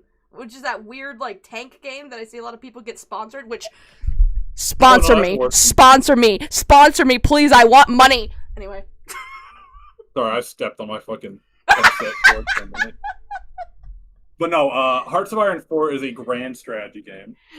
Right. And the issue is that it has Steam Workshop. Mm-hmm. And one of the most popular mods for it is like a complete German overhaul where people try to go like, oh, if I was Hitler's general, I would have fixed the war. Oh my god. Again, that's a real thing. Oh. I'm not shitting you. Oh no.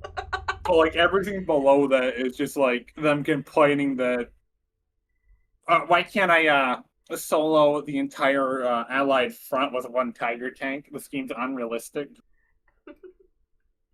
And so people make mods for like that type of malarkey. It's basically them playing out their if I were Hitler fantasy. Yes. God damn it. Oh no. Personally, in that game, my favorite thing to do is play as Ethiopia. Why and that win against it. Because if you win against the Italian invasion, it completely barks the war and it just like stops fascist Italy. Oh, well, I mean, you're fighting fascists. That's all that matters. And then Hitler never rises to power because there's no like... Because Hitler was inspired a lot by Mussolini with his rise to power. Mm-hmm. So if you win as Ethiopia, you kind of like stop the entire war entirely. It's really like funny. Be like this guy. Be like the GI robot. Be like this guy. Very important. Anyway, that's incredible that they're getting all of this opinion from a fucking video game. Yeah. It's a fun game. I recommend playing it with the Fallout mod because I like Fallout. Mm-hmm. It's really fun. But it sadly attracts this group of people. Same with War Thunder. Yeah, it's so weird because most of the I owned a Wehraboo is literally in War Thunder. It's so funny. I'm like, really? Really? That's so funny. Oh my, it's that game. I can go on about War Thunder. I used to play it. Oh, really? Look, yeah, if I get sponsored. I played a lot. I played a lot of America and the USSR. Mm-hmm. And I always laughed at the fact that the Tiger tank kept going down in tiers to the point it fought vehicles that had such an easy time fighting that even a brain-dead person could fight it. But yet they would still lose to something they would deem inferior easily. I'm just double checking something because I think the YouTube just crashed. I don't think the stream crashed. No, we're still here, I think. That was awkward. We good still? Yeah, I think it was on YouTube's Fluffy. end. Thank you. I think it was on YouTube's end. Yeah, it says stream is still going. It crashed on YouTube's end, I think. Something weird just happened. That, but it looks like we're still live, so it's whatever. Oh god, no! Don't play that back. Shut up! Immediately the playback is me fucking sneezing. I hate this. Nice. Okay, we're fine. Great. Awesome. Thanks, Guy. Oh god. Anyway. So, once we get to this stage, this is really it's almost like Nazi sympathizers, kinda. Like, it's like giving them too much credit, I think. Oh, yeah. I think is the best way to put it. Just really actively start, like, kind of ignoring actual fact. Right. This is where Or, they like, just, they really overthink it. I guess so. I think a lot of it maybe does come down to more overthinking, but, like, I feel like this, once you get to hear it's a little more malicious. You know what I mean? Oh, yeah, for sure. So, let's get to tier 6. Krieg Wehraboo. So this is where they start rationalizing why the Nazis lost and how they could have actually won, which is always a scary thought. At this point, they're just butthurt that when people see that they made these giant guns and these giant tanks, that it doesn't automatically equal better. You know, it doesn't automatically mean that, oh, they just have the biggest boats in the world. That means they must be more heavily equipped. That just must mean they're just the better army. No, because this giant-ass warship gets taken out by this dinky-ass plane from, like, 10 years ago. So, you know, at this point, I think we're just getting into a form of cope, I think. Oh, yeah. So in this part, yeah. They have, is it this? Oh, this is, yeah. Okay, it is. They talked about how if the Bismarck would have, not got its propeller struck, it would have locked down all shipping to the UK. Right. Which, okay. So, the Bismarck, really big battleship. It's this oversized at that matter. It's that thing. This. It had the impressive range of 29 miles of firing, which sounds very impressive, and it is. Mm-hmm. And then you take in the fact that they think a single ship can lock down an entire ocean. The ocean's a lot more than 29 miles. Very much so. It is actually most of the planet. I didn't know if you know that. Yeah. And they're saying that, like, oh, if this wasn't hit by a single lucky torpedo. Lucky torpedo. Lucky shot, guys. Oh my god. Which, I want to put this in perspective. The Swordfish, which is the biplane we see here, a biplane, the World War I plane, was made in 1930. The Bismarck was sunk in 1941. You're telling me that if it just kept going, if that, fight didn't happen, that the British wouldn't come out with more ships and even better naval planes that could actually take this thing out much more easily. Well, yeah, I'm not buying it. If it's taken out by a ship, if this giant-ass ship was taken out by, like, a plane that is, like, 10 years out of commission, I don't think that means that it's a better ship just because it's bigger.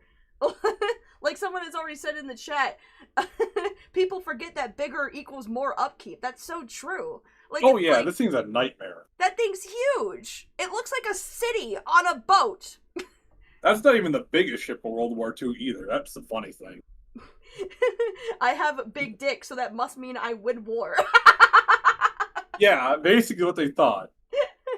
It's almost like strategy and tactics is very important in a part of war or something. Wow, crazy.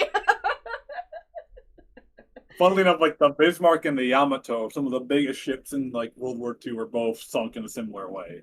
Right. It's crazy because it's like, basically these people's justification is, oh, if the propeller didn't get hit. So it's like, oh, you guys are just basically sore losers at them, where you're like, you guys just had a lucky shot. It's like, what? Dude. Yeah. And this kind of goes to, like, all their failed operations, like Operation Barbarossa, all that stuff, the Siege of Leningrad, Stalingrad, everything. Right. This is where they go about, like, oh, if they just would have done this instead, they would have won. And if the Allies didn't get lucky, they would have won. It's just like, but they didn't. This reminds me of ChatGPT losing at chess to an Atari 260, 2600. That's awesome. That's amazing. Someone forward that to me immediately.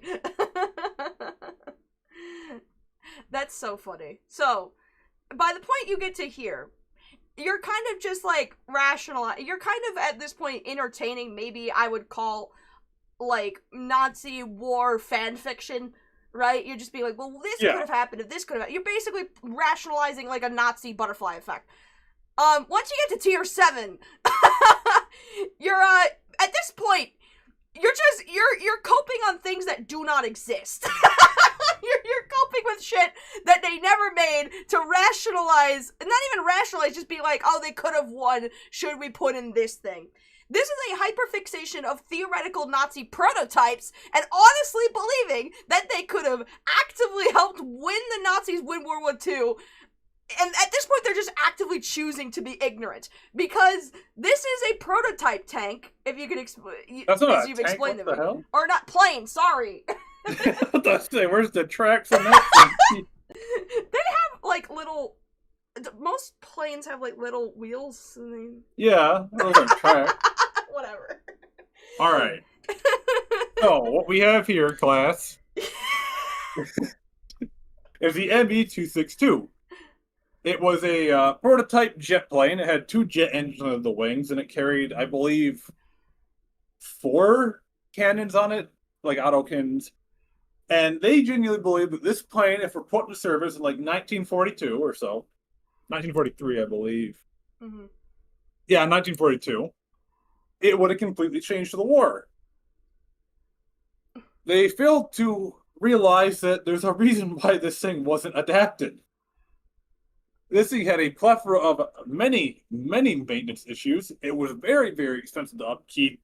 And it's a gas hog, something that Germany was struggling with already.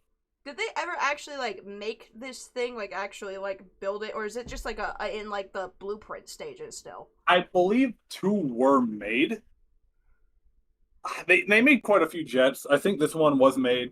There was another one called the Salamander that was made out of wood and wood glue that would rip itself apart if you went to a dive too heavily. Oh, God. And that's even funnier to me, the idea of turning into a human missile unintentionally. Oh, for sure. I mean, I don't know anything about any of this stuff, but I just looking at it, it just cooks. It looks like it's very bottom heavy, like with whatever this thing is supposed to be down here. The turbines. Yeah, I just don't see this, like, I don't see most planes looking like this. Well, it is a prototype, and the design of it isn't that bad because the turbines are actually under the wings. Mm-hmm. And turbines generate a lot of thrust. So this can fly. It's been made before. It does fly. Okay. It's just a thing of, like, this is an early jet. Basically one of the first of its kind that were actually ever flown by them. Right. There's issues, but at the end of the day, the main reason it wasn't accepted is that this is just a nightmare to upkeep and maintain. It's and like their boats. It's anything. just like their boats. Like, they think bigger equals better, but it's like, the upkeep's insane. Like, it's like...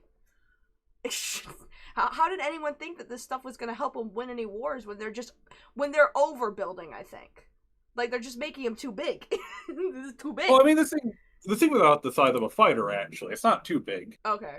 It's just a thing of, it's too new to actually help, right? Instead of focusing on, like, I get what they mean. Everyone tried to make their prototypes. Hell, we made a prototype helicopter in World War II. But the big thing is, we have a lot better of an area to do it rather than trying to make these batshit prototypes instead of, like, focusing on fixing existing issues with their current vehicles. Right. I had someone ask in the chat, didn't that thing melt its own crew?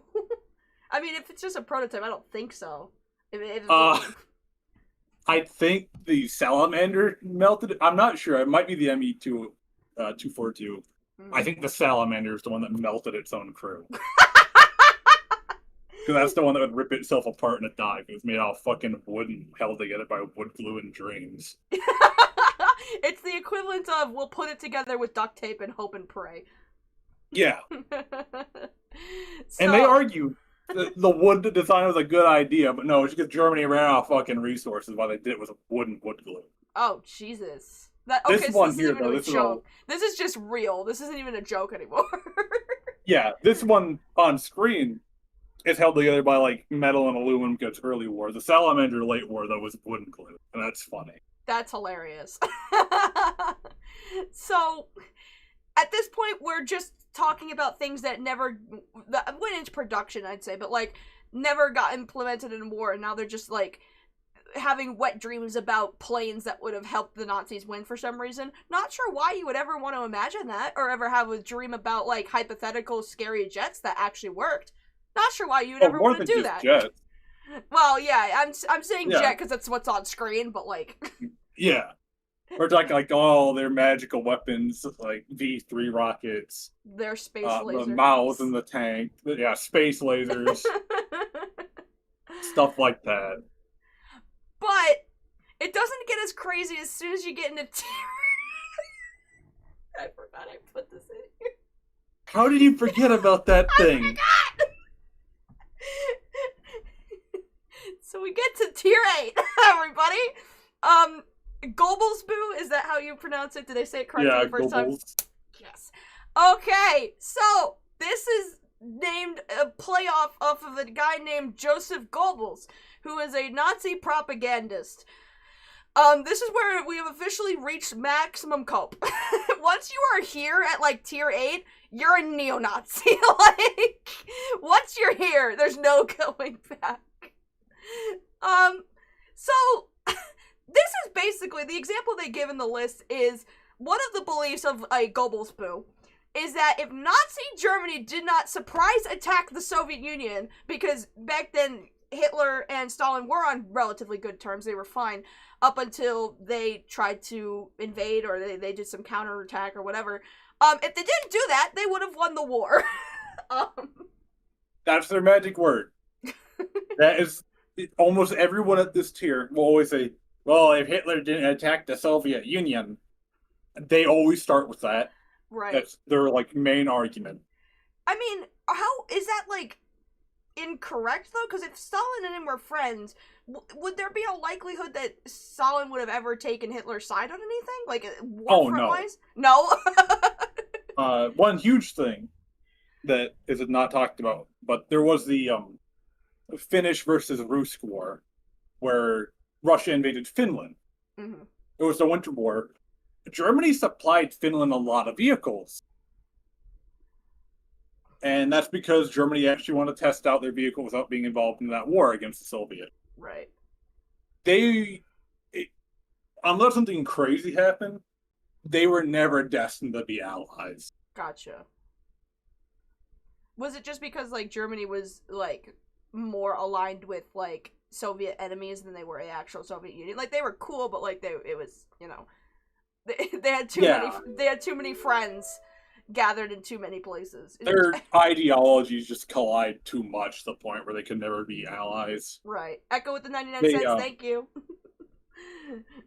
I believe the term they had for, like, Eastern European people were Untermensch, which mean beneath people. Oh, that's what that means. That's fun. Untermensch, yeah. Ubermensch is like Superman. Under is under. Gotcha. Okay. And yeah, so their ideology just clashed too much to ever be like allies. Right, got you. Well, this is interesting. I just can't stand this picture. It's so funny. I hate looking at Global so much. Oh. Well, I know what can make us feel better, Nick. Instead of looking at this horrifying, terrible image of this Nordic-as-fuck person, we can celebrate that we hit the goal, chat! We did it! We did it, chat! Thank you for donating! So much better than looking at a Nazi's face for however long we have it. He looks like a damn emu when all honesty. Is that actually a real picture? Or is this edited? It's edited, sadly. Oh, damn it.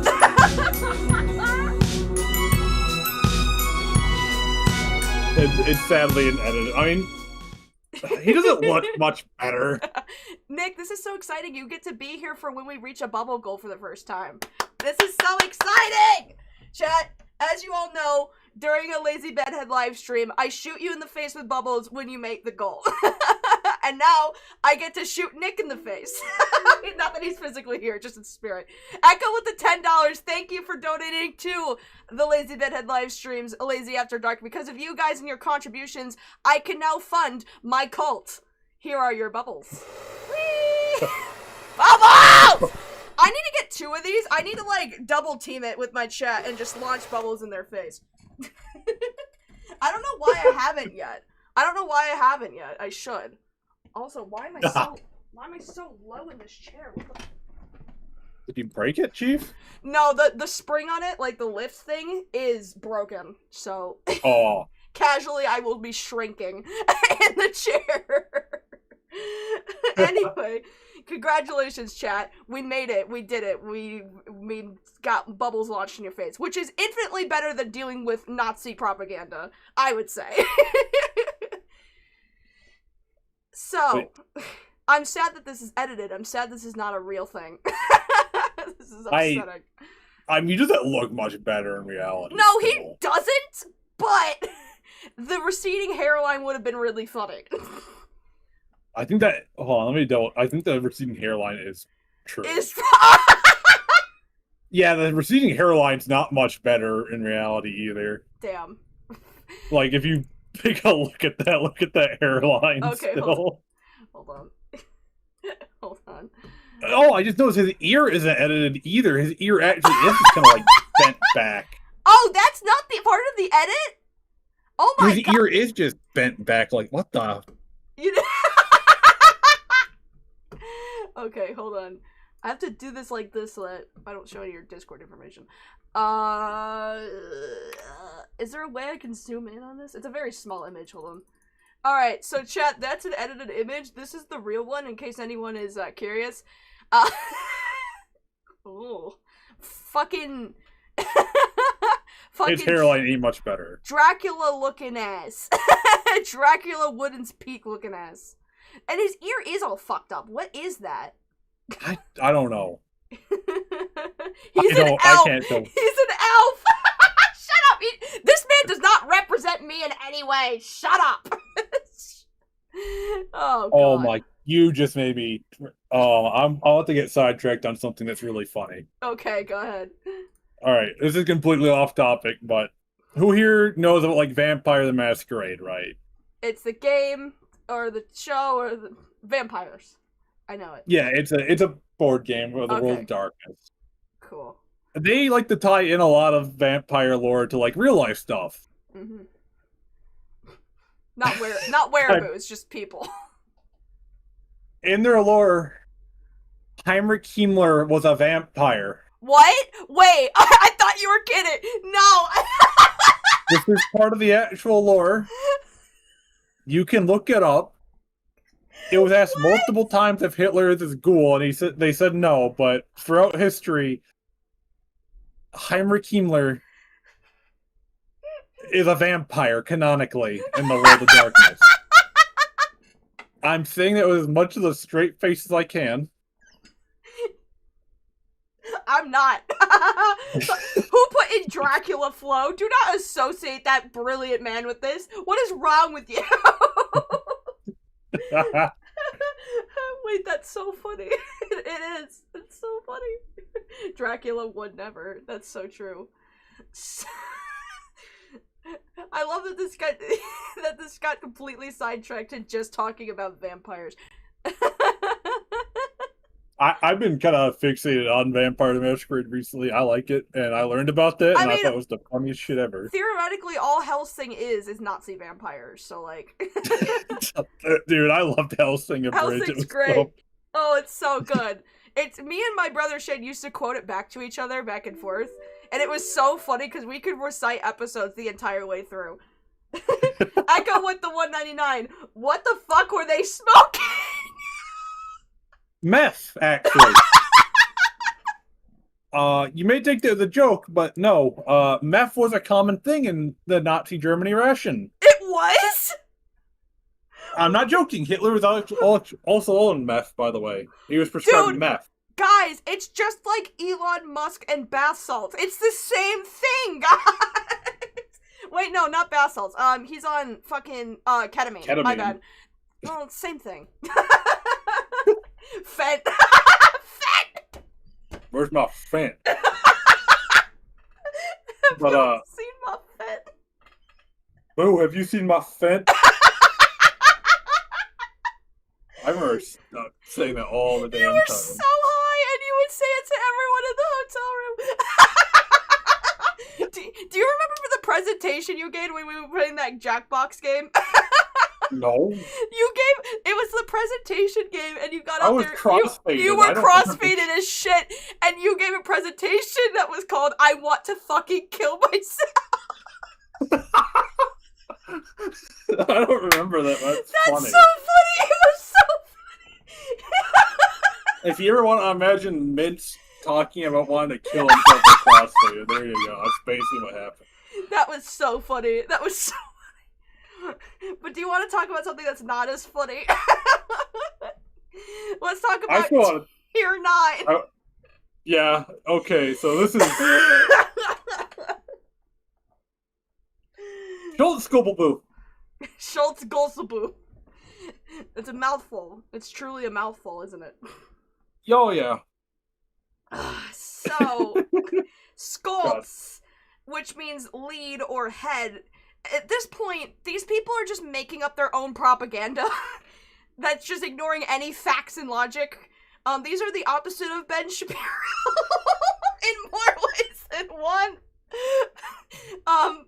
At this point, they believe in the idea that if the Nazi army invaded the U.S. Coast Guard, more specifically near New York City, they would have won the war. Yeah. Why? Nick, why?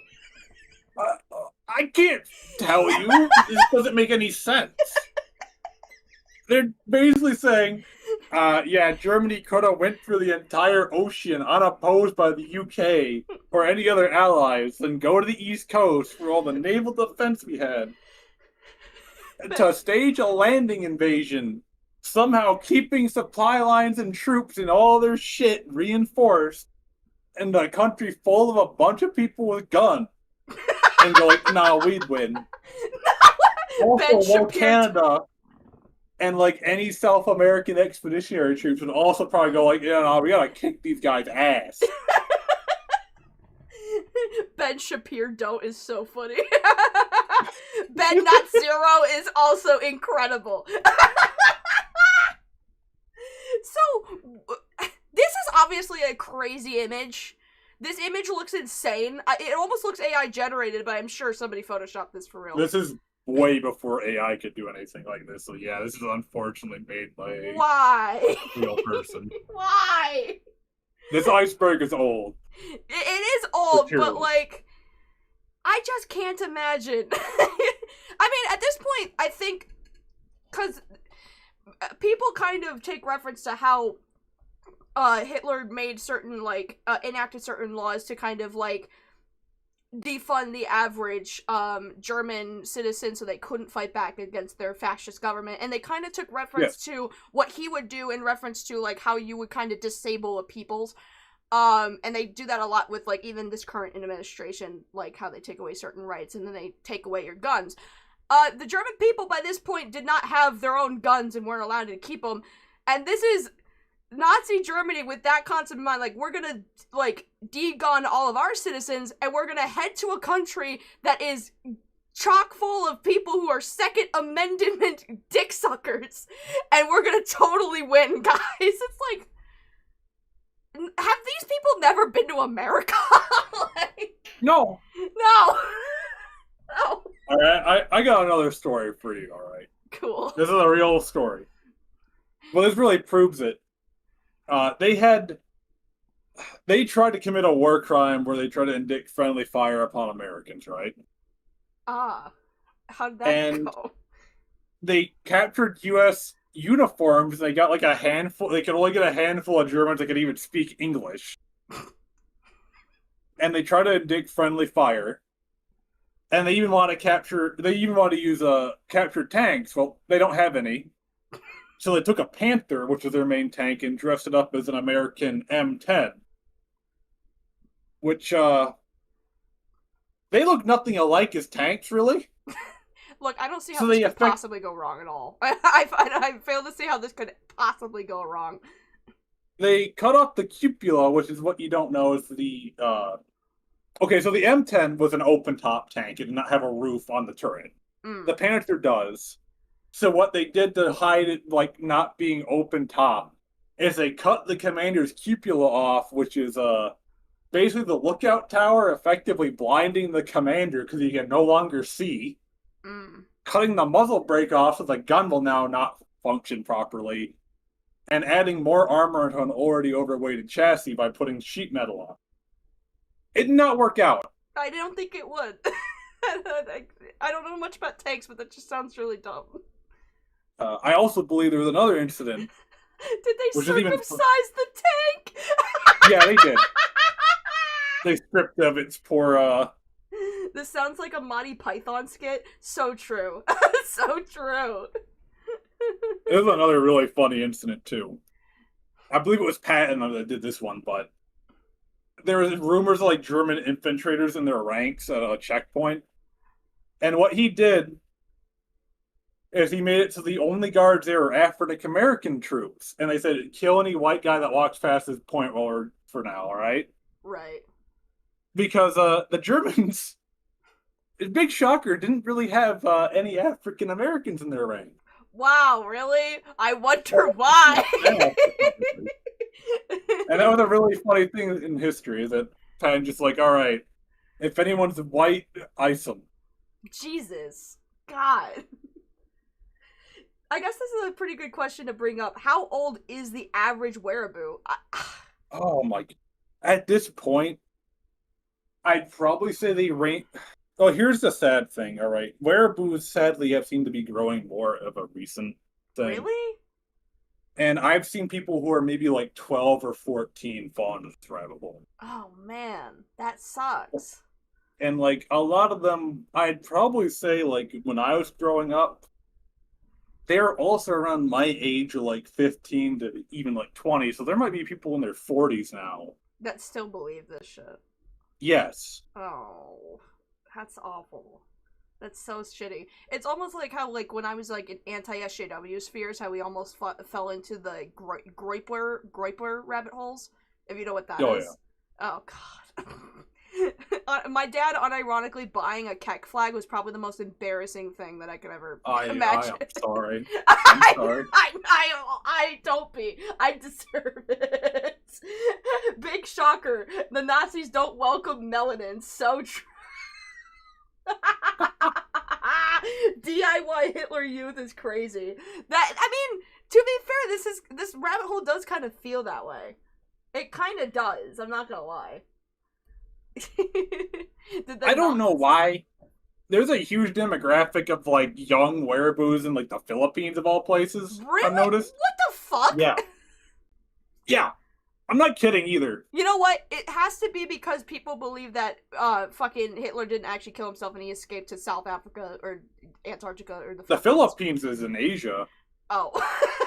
Well. Yeah, that's like right where Australia is, like above it. Okay, my bad. I don't know how the Philippines of all places. It's something I've noticed. It's really scary. Like, once you get to this point where you're just like, could you imagine that the Nazis tried to take on America? They totally would have won. That's like, dude, what world are you on? This is a country where there's more guns than people. What are you talking about? What do you mean? What do you mean? Well, that's nothing compared to what's next, though. Yay! Guys, this is my favorite tier. Actually, no, I shouldn't say that. Guys, welcome to Tier 10, the Aryanized Goebbelsboo. At this point, they just believe they're the Ubermensch. They believe that Nazi Germany secretly won World War II. Actually, they didn't lose the war. World War II just never happened. And they were able to create anti-gravitational technology. The head of the Nazi regime actually didn't kill himself. He's hiding out in Antarctica, or alternatively, they believe that Nazis live on the dark side of the moon. Yeah. Yeah, man. How did we get here? I can't argue on this because the people that say this, I imagine, crush up bath salts and inject it right into their forehead. Because all this is just the most insane shit I have ever heard in my life. And there's people like this. Oh my god. I've genuinely met people like this, unfortunately. Really? No way. No, please. Yeah. Please, God. What? Why? It's called the Hearts of Iron forms, usually. Oh, God. Don't go there if you value your sanity. I don't, personally, so that's why I looked on there, because it's funny to me. This is gonna kill lazy LeMay. That's so true. I'm dying. So where does this come from, this whole dark side of the moon thing? Because I've never heard of this before, and when you told me it, I almost lost my shit. I was like, what are you talking about? What? So, imagine, like, you make a science fiction novel about the Nazis, and you market it as science fiction, and then people genuinely don't understand what science fiction is and go like, oh my god, this is speaking facts to me. These are just basically, they're Nazi Scientologists. That's what this is. Yeah. And the entire rumor about, like, all of this is that I can't even really pronounce it. It's called, like, New Switzerland or something. But they believe that, like, the Nazis live in Antarctica. Oh, and, like, they have their UFO technology where they're making, like, a new Fourth Reich or whatever, trying to, like, get ready to invade again and, like, take over the world. Oh, my God. And shit. And, like, that's the Antarctica side one. The dark side of the moon one's even more insane at the idea they actually went to the moon and made a moon base on the dark side of the moon. Well, they made anti-gravitational technology. Obviously, the Nazis made UFOs. Guys, duh. That's why they live on the moon. God damn it. If you ever played Wolfenstein, I'm pretty sure this is a plot point at one point in that. Does Wolfenstein, like, attract a lot of these type of people? No, because you play as Blazkowicz and you kill the Nazis. Oh, okay, well. My favorite part of the game is when you're on the moon base and Blazkowicz says, so the Nazis took the moon. Fuck the moon. Oh my god, this is insane. I'm... Dude. Hot. So, okay, we did a little bit of deep digging into this, because I'm like, Nazis living on the dark side of the moon sounds like a bit that maybe Pink Floyd made a joke album or some shit. Apparently, there's this book called Rocket Ship Galileo that proposed, I don't know if it's about necessarily Nazis going to the moon, but just basically the idea of living on the moon. Yes. And people just took it and said, what if the Nazis did that? And they gaslit themselves into believing it. Sure, fuck it. You know what, guys? At any point, if I start believing in the idea of Nazis living on the moon, kill me. Put me down. Make me look at the rabbits. Put an end to it. Because there's no going back. Oh. Now, Nick, I'm glad you're here to explain at least all of the technological things and the weaponry stuff. Because I don't know anything about it. I'm more of a sucker for conspiracy theories. That's my bread and butter. So, yeah.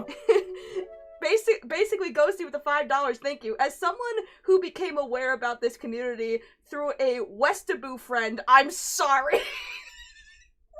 What's a Wehraboo? What is that? So, Wehraboo's can usually mean Weeaboos, as the other people call them, but they're like infatuated with American culture. And I don't know. I'm not too sure about what they are specifically referencing with it, but I know in Japan there's a huge like Western culture trend where they dress up as cowboys. So they're basically Weeaboos, but for America. Yeah, they dress up as cowboys, and even Poland themselves have like an American day where they act like Americans and like shoot off fireworks and eat burger. If that's their only interpretation of it, that's amazing. I love that for me. I think the cowboy one is funny. Personally. That is really funny. They also love greaser culture too in Japan. I've noticed. I can see greaser culture because I see a lot of, like, in Japanese media, especially, like, in, like, the Tekken games or, like, in some animes, a lot of greaser, like, cartoon characters. Hell, even, like, Cowboy Bebop, I would say, is slightly, like, greaser-inspired. Kind of, yeah. This kind of reminds me, this is off topic, but I don't know if you've ever seen any of the Hellraiser movies, but there is a scene in Hellraiser, the 5th one, where it's like the main character is chasing down, it's like a cop movie, so he's chasing down the suspect, and he ends up getting his shit kicked in by, like cowboy ninjas, and they're like these Asian guys dressed in all cowboy gear. They got like the chaps and everything, and they're just beating the shit out of him in the middle of the woods with like ninja kung fu moves. I'm like, why am I watching a Pinhead movie that has cowboy ninjas? What is happening? That's a real thing, actually. God! There are some people in Japan that actually like Western culture that much. They like cowboys and shit still. You know what? If that's their bread and butter, go for it. I'm glad that we are recognized as the cowboy nation and not anything else. Well, like I was saying before, I'm not big into the whole, like, technological stuff, the whole gun thing. That's more you. My bread and butter is conspiracy theories. So let's talk about the conspiracies of the Weeaboo. Oh, God.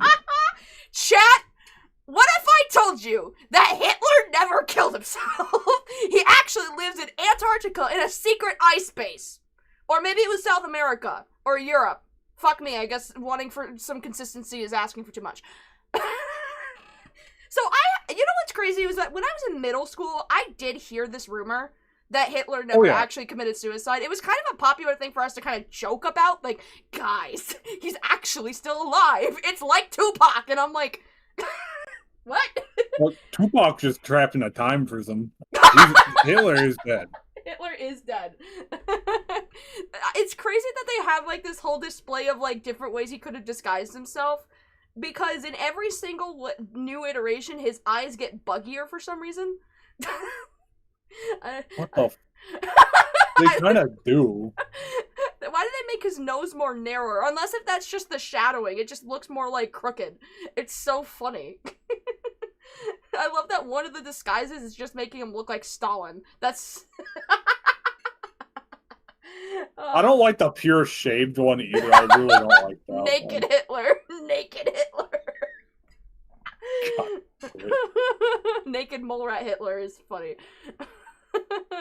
So, that's conspiracy theory that, like, I think most people kind of joke about when they're in middle school and be like, guys, you know, did you know? Like, I feel like most people kind of know this one is kind of a joke, but these people do believe this for some reason. The next one, actually, guys, the Nazis invented UFOs! There it is! So, why? Why? Why? Did they have, like, schematics or something where people were like, oh, that's something they were trying to build? Like, what's the logic? I need to know. Alright, I'm gonna just spill the beans immediately on, like, most of these UFO conspiracy, alright? Mm-hmm. When usually UFO sightings, especially the lights in the sky, are because they're testing some new aircraft. And that's it. These aren't UFOs. Well, no. They are UFOs, because that just means unidentified flying object. True. These aren't like alien spaceships. They're just probably like the Allies or someone else testing like aircraft. Right. So basically, the belief system behind this is apparently some people in Nazi Germany saw floating lights that one time. Yeah. I was really hoping it was because, like, they kicked down Hitler's, home base and they were, like, found schematics for, like, UFOs and they're like, my god. But no, it's not as fun, guys. They just saw floating lights one time. It happens every time. Oh, It's so annoyed. bullshit. Why can't we find, like, a schematic once? Like, when everyone's like, oh, definitely there's, like, UFOs from this nation. It's like, what makes you think that? Do they have, like, any building schematics? No, I just saw a floating light once. You're annoying. You're annoying. I hate you. There's one thing to that I guess you could say called the Horton. Mm. And this was a actual schematic aircraft. But it was known as a flying wing. Mm. Which is another jet aircraft. And I guess you could say it's almost like a UFO in a way. Right. But yeah, that's like the only thing. Like the Horton H, like, I think it was like H8, like 18 or something. I don't know.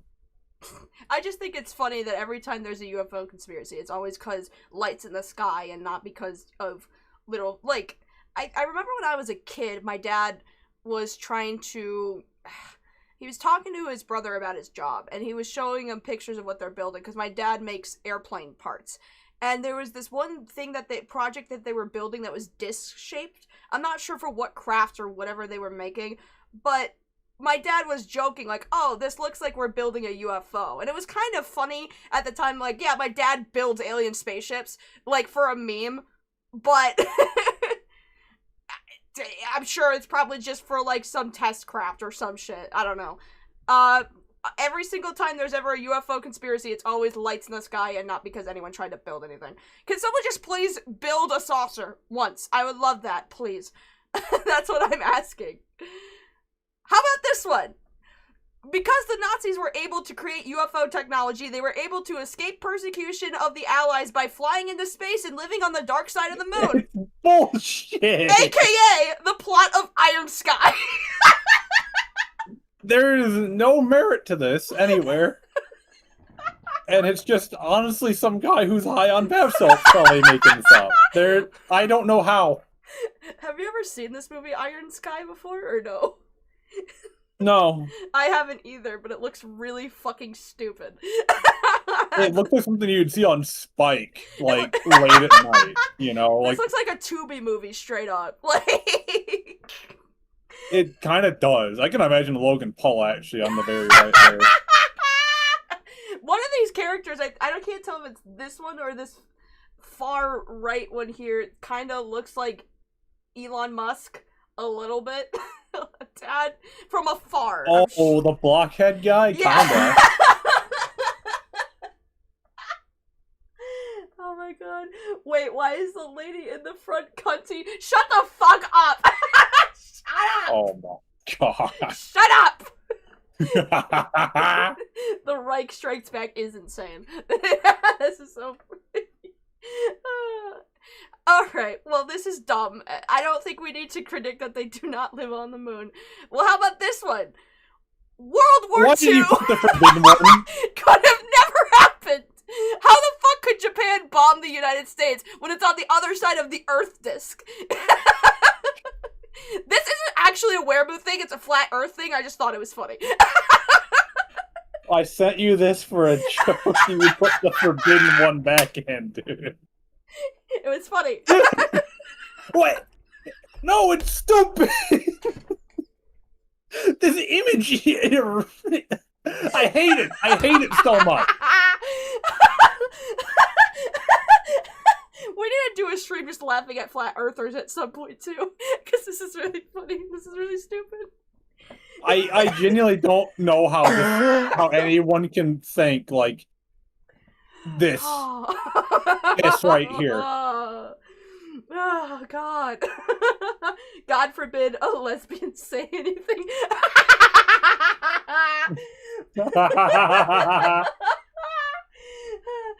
Wait, she's onto something. Shut up! Shut up!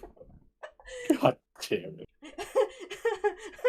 I wouldn't be surprised if at least some Wehraboos were actually flat earthers, to be honest.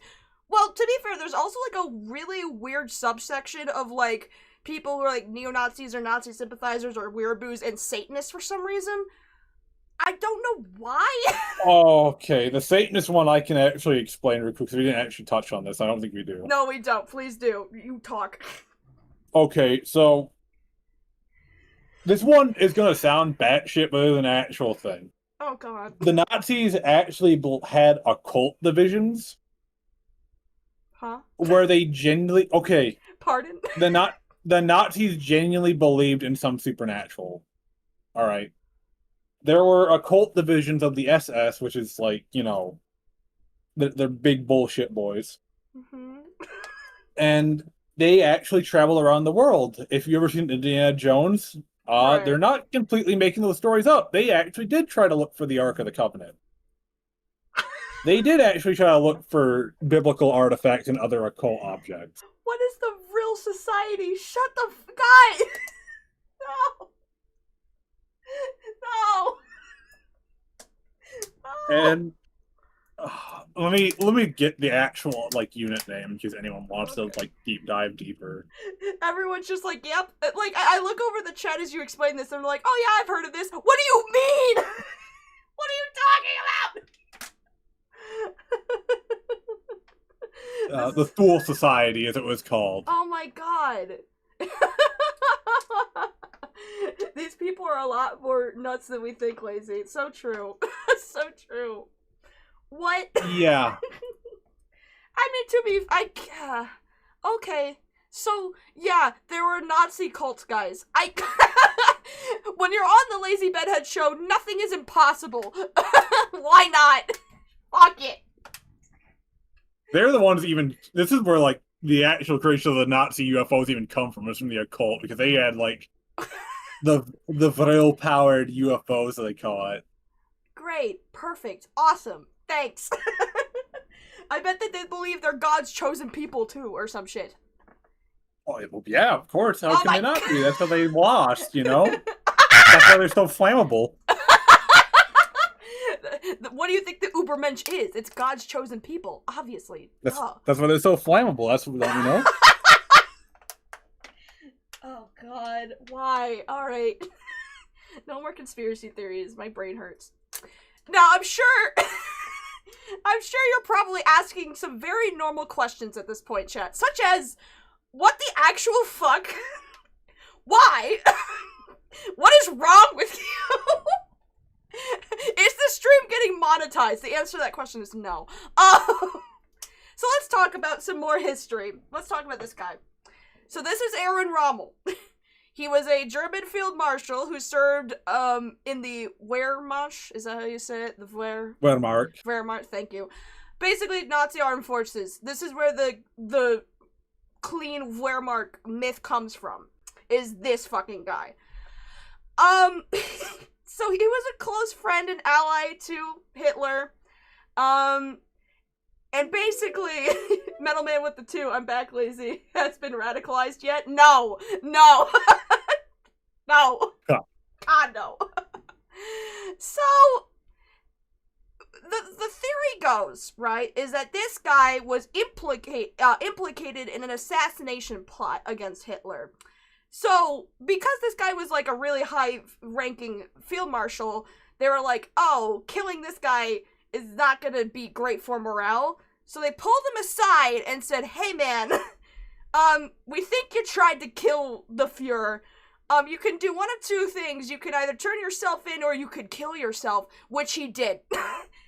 And for some reason, Wehraboos kind of take this as a dude who, like, because he was implicated in, like, an assassination, he didn't actually, like, stand by the Nazis because he wanted Hitler dead. Is there really, like, I have to ask this, Nick, did this guy, like, have a plot to kill Hitler? Or is it just, like, he said, she said that ended up just kind of, like, getting him killed anyway? There's a lot of debate on it. It was mostly a thing of, Rommel was in the Africa division, like, in Africa. Right. And the supplies there were being stretched thin already. And I know he had a lot of discourse with Hitler over how supply lines were being divided. Right. I'm not 100% sure if there was ever a true connection, but he mostly killed himself over the fact that U.S. armor divisions were closing in on him, and he did not want to get captured either. Right. But other than that, like, I'm not too sure he ever had, like, any true, connection to, like, killing Hitler. Right. It was mostly just, like, because when I was reading into it, it was like, oh, this specific Nazi general said, oh, his son confessed, and it was like, it sounded like a lot of word of mouth at the time, and because Hitler kills anybody who either attempts to kill him or was a political, enemy, nobody really knows, and I'm like, well, you can't really base, because this guy's a Nazi. He was a Nazi. He was one of Hitler's best friends. This guy's a Nazi. Oh, yeah.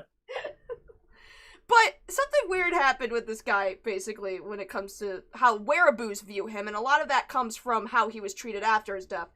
So, the death of Aaron Rommel was ordered to be kind of like a quiet execution. Again, it would have been bad for morale if he was killed, because he was a decorative World War I vet and all that stuff. So he took his own life. And for some reason, during the Nuremberg trials, like Nick had mentioned before, we were basically trying to get as many brains and operations as we could for technological advancement, so a lot of that came with the British kind of running campaigns in favor of certain Nazis, including Rommel, by implementing this sort of myth that he didn't actually identify as a Nazi, and he was just serving the leadership of the country, whatever that leadership would have been. So basically, it's I was following orders was the defense for this guy, which sounds dumb for obvious reasons. Like, this is stupid. So, just so that we can get this very, very clear, since you probably know more about certain generals than I do, how Nazi was this guy? How much of a Nazi was this guy? I mean, it's about as... Okay, so he's not up there as, like, the SS, I'd say, because, like, the SS were the most, like, vile, evil people. They're usually the ones we'd see at the camps, right? Right, right. This guy is still out there commanding troops in Africa to fight, the British, the Australians, the French resistance, all that, and then later the Americans, while, taking the land for, what he thinks would be later Germany's. Mm-hmm. This guy is a general, and he is for the Nazi army. I'm not too sure what his, like, true opinions are on, like, Jewish people whatsoever, because, I mean... He's dead. Yeah. He died. And I don't believe we have too much on that, but at the same time, he still is a Nazi general. Right. He fought for the cause. Exactly. So... Which being the Nazi war machine. So, really, these people kind of ran defense for him on the basis of, like, for what? Because he was implicated in some sort of assassination attempt that nobody actually knew if he partook in or not? Like, that sounds stupid. Clearly, Nick, no one could ever actually think this. They do. They do. Yeah, but one thing I do want to talk about is that I think one thing is that even though Rommel was a Nazi, he still held a respect towards, like, his combatants in a way. Mm-hmm. Because, like, there are some cases where, like, he did talk about, like, oh yeah, the British troops fought ferociously. And, like, he had a warrior respect for, like, the other people he was fighting. And I think that's what they tried to also kind of mark it on. Because he was, he was a respectful Nazi. That's great. I love that. Well, I mean, yeah, I guess that's what they can call it. Sure, great. So, I have some examples. Of course, we have this beautiful meme of desert foxes are so cute, because I guess he was called the desert fox. I just want to say this. They're called fennec foxes, and also these are adorable, and I hate that you paired something so cute with a Nazi. How dare you? So, this is apparently from the Reddit that kind of documents these people, what they say. This is like the weirdest thing ever to read. Some of the shit these people say are so, like, what? I think I'm just gonna read from what this person says. It depends. Some heroes of World War I actually rejected Hitler. There are some World War I renowned veterans like Erwin Rommel who joined the Nazis, but there were also people like Paul von, however you say that name, Ledowit Vorbit, sure, who apparently told Hitler to go fuck himself when Hitler wanted to make him his ambassador. Erwin Rommel wasn't such a Nazi. He joined to serve Germany and not the Nazis. I don't get that one, Chief. I don't, because the ruling party at the time and the ruling armies was the Nationalist Socialist Party. He was the Fuhrer. So if you're serving under Germany under Hitler as the Fuhrer, you're serving the Nazis. Crazy concept. But, you know, shit. Oh, it's so stupid. Okay, well, our next slide shows some more examples. One of my favorite generals and persons from history, a devout and highly decorated soldier to Germany, who refused to execute POWs or allows his son to join the SS. Respected by both the British and Americans, he gradually came to realize Hitler's delusion. No one knows for sure how or if he was involved in the July 20th plot, but he did the honorable thing. He would have been put on trial and executed, his family jailed, or worse. He specifically requested a non-political funeral, which is not true because we just saw the political funeral. And in typical Nazi style, his casket and procession was draped with a swastika flag. That means it was a political funeral. Whatever. Well, one thing on that is that usually when a soldier dies, and this happened to my dad, he had the American flag tarped over his urn. But usually they tarp a casket of anyone who was in the forces with the flag just on, like, armed forces respect is what they would call it, because it happens in every army just about. Sure. The British did it with the Union Jack, the Soviets did it with the hammer and sickle banner, all that. It's not like a inherently political thing, it's just like, oh, they were in war and this is the army they serve, so it's like, they get like a military funeral, but it's not political. Yeah. Okay, I got you. The parade thing was kind of weird. Like, that is a political one. But that like, is a political thing. Like, what the fuck? Yeah, but, like, the flag over the casket is not. Well, there's this other example, which it looks like an iFunny edit for some reason. German General Erwin Rommel earned mutual respect with the Allies in World War II from his genius and humane tactics. Humane tactics. We're talking about a Nazi. Metal Man with the 5. A lot of military higher-ups didn't like the H-Man because his tactics sucked later in the war. Nah, that's a little funny if a lot of people didn't like Hitler. It's like, oh, do you not like him because his political viewpoints that he's literally fighting a whole war over? Nah, that's all fine. He just kind of sucks as a general. Like, he's just really bad at playing Battleship. Like, it's crazy. He refused to kill Jewish prisoners, paid POWs for their labor, punished troops for killing civilians, fought alongside his troops, and even plotted to remove Hitler from power. Again, there's no distinguishable evidence that that's even true. I mean, I don't know about all this other stuff. Did he, like, refuse to kill Jewish prisoners at all? Like, is that a real thing, or... He was actually pretty good at keeping POWs alive. Okay. Well, still, though, he is a Nazi. Yes. He was just a good Nazi, guys. He was a nice Nazi. No such thing as a good Nazi. I know, I'm making a joke. There is no such thing as a good Nazi. Fuck. Oh, good, this one. Fuck me. I hate this one so much immediately. I hate the term Rommel was a friggin' boss, bro. He was so poggers and epic. He was such a pog-chungular general that wasn't hardcore Nazi either. Oh my god. He was accused in helping a plot to kill Hitler. Sadly, he was given the option of suicide or from cyanide. He was a merciful general, too. He was riding around the North American Sarhana when he came upon the Allied field boss with low on supply. He ordered more to be driven off. He did awesome things. A pog-chungular, my dude. Paired with the Aaron Rommel says trans rights is insane. That image right there is actually crazy. This is funny to me in a cosmic way, right?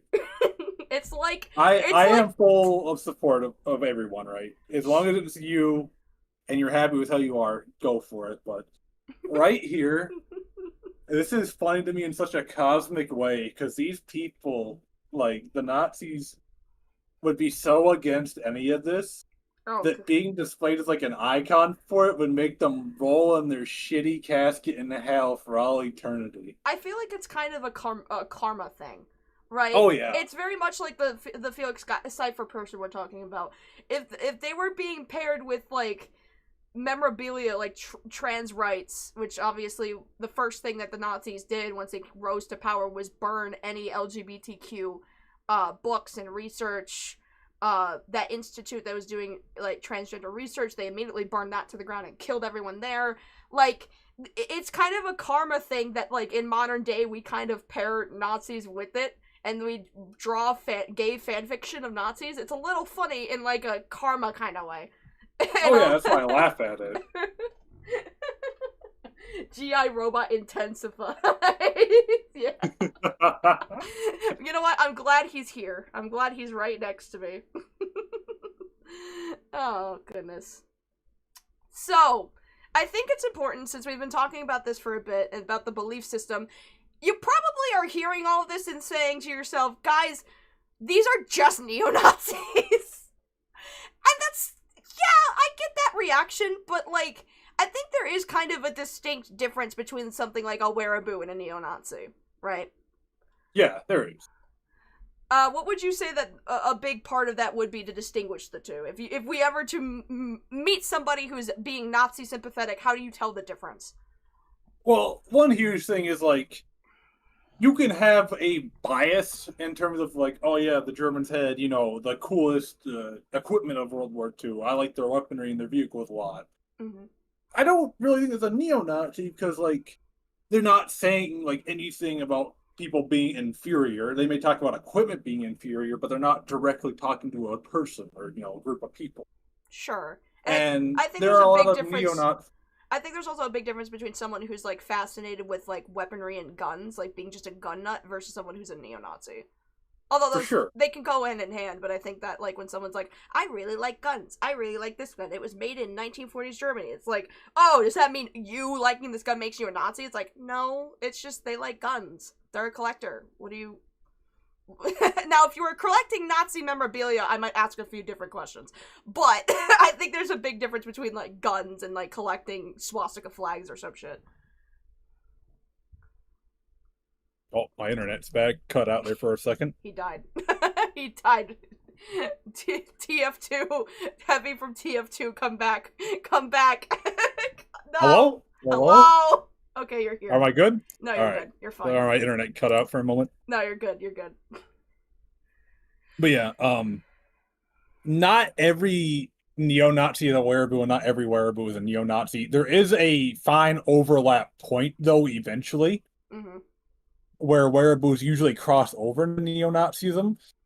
But funnily enough, there's not really ever a point where a neo-Nazi will cross over directly into a Wehraboo. One good example as I can give is anyone down in the deep down south, the land of traitors, will not give a single flying fuck about Germany or any other country other than what their corn-fed good old US of A can do for them. You know what I'm saying, partner?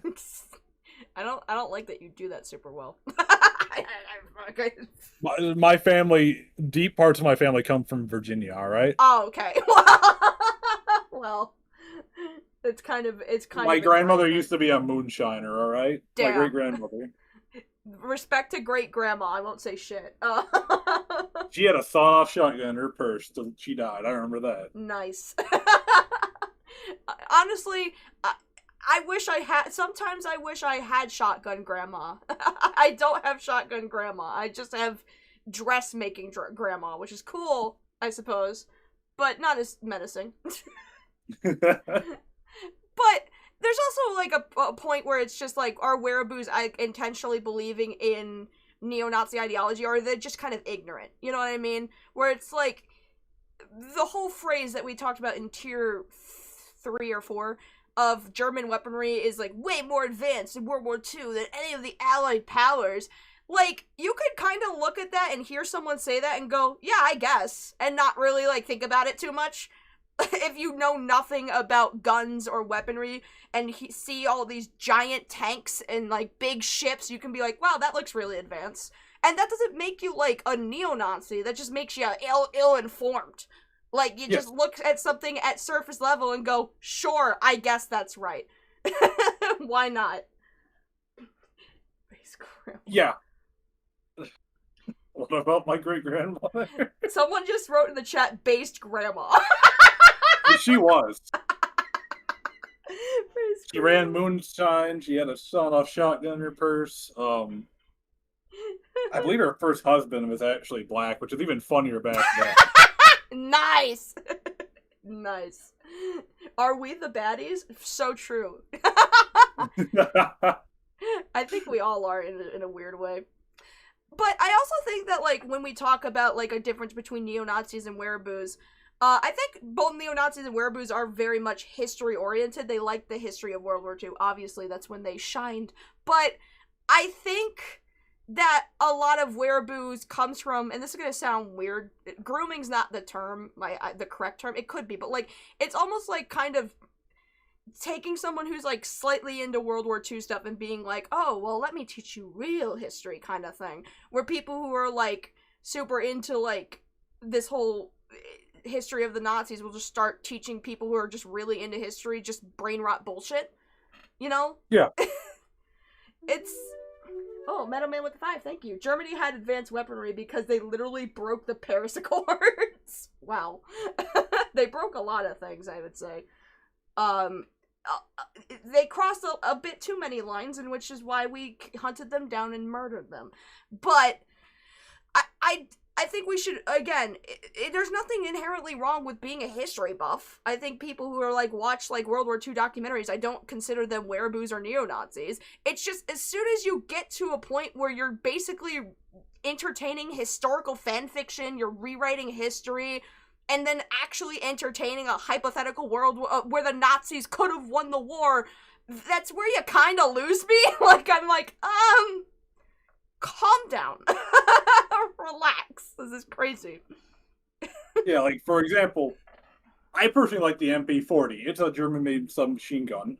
Mm-hmm. I just think it looks neat, alright? I like how it looks. But it's not like I'm a neo-Nazi for saying that. I just like how it looked.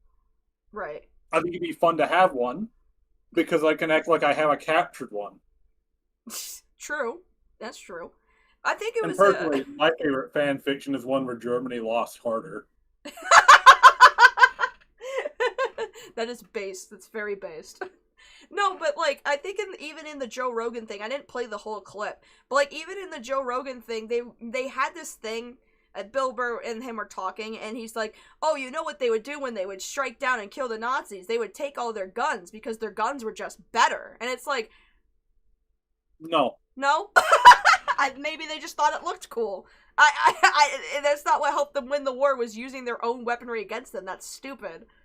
Like... Now, one thing about that is that the British made the Sten gun, which is their SMG, right? Mm-hmm. Now, one thing they did is that they chambered it in the same ammo, or it could use the same ammo as the MP40. They're both 9mm, and the Sten gun could actually accept MP40 magazine, meaning that if they're out in the field, they share ammo. Right. So it's not really they're taking the guns for, like, oh, we need to use these because they're better. It's just that they just It's basically like if you're playing COD and it's like, oh, more ammo, there it is. Take it from there. Yeah. And there's a thing of, if you don't take the weapon, someone else will. True. Don't want that in the hands of civilians. Well, just even if they came back and took the land, like, you gotta take everything you can. Mm-hmm. Like, there was captured vehicles on both sides. The hell, the Germans even captured stuff from other countries. I mean, they have the Brutus series of tanks, which just means captured.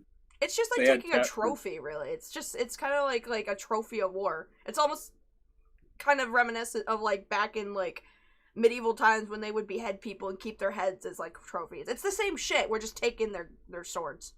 That's basically all that is. Yeah, like, honestly. It's not... It's a thing, too, of, like, if there is equipment available, might as well take it. Right, for sure. Sometimes it is used, like, a lot of paratroopers, the people that were deep in enemy lines before they would even get resupply, might use enemy weaponry just because the ammo would be more abundant. Mm-hmm.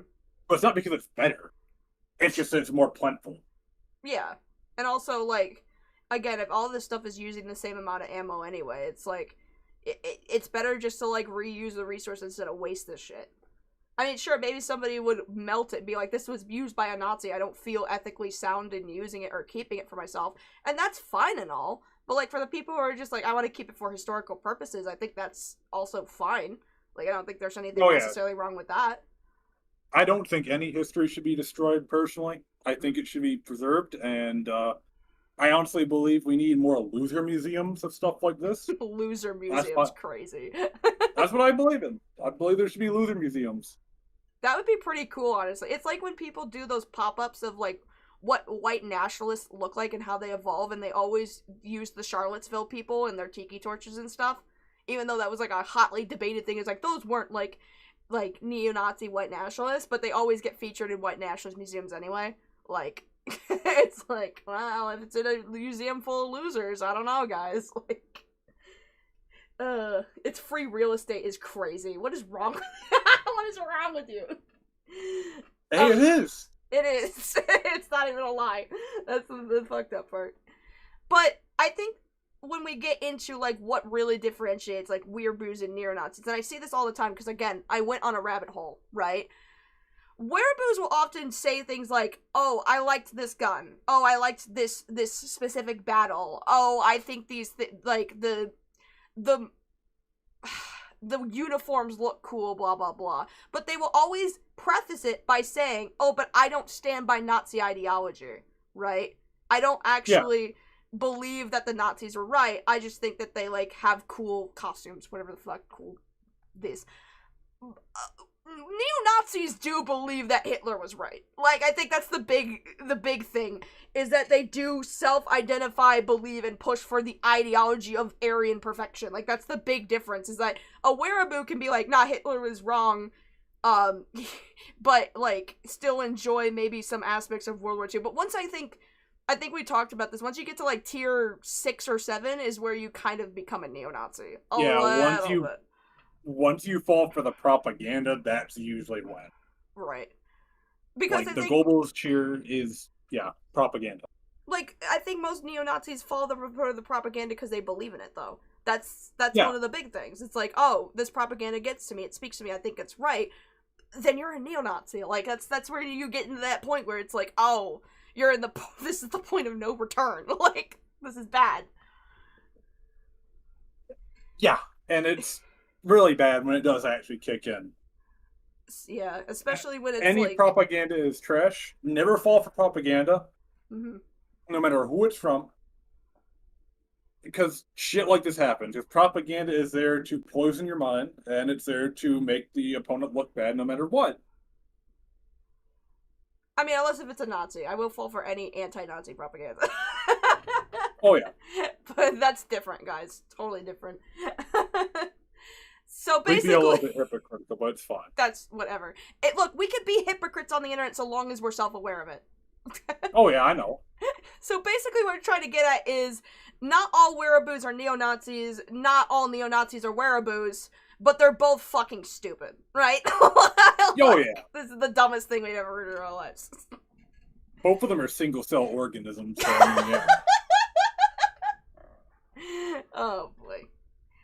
So I want to talk about this because I think this could be part of a bigger series of good. videos where I talk about maybe other forms of weeaboo-isms that exist, because it's not all centered around Japanese or even around 1940s Germany's. There's other imperial culpiism.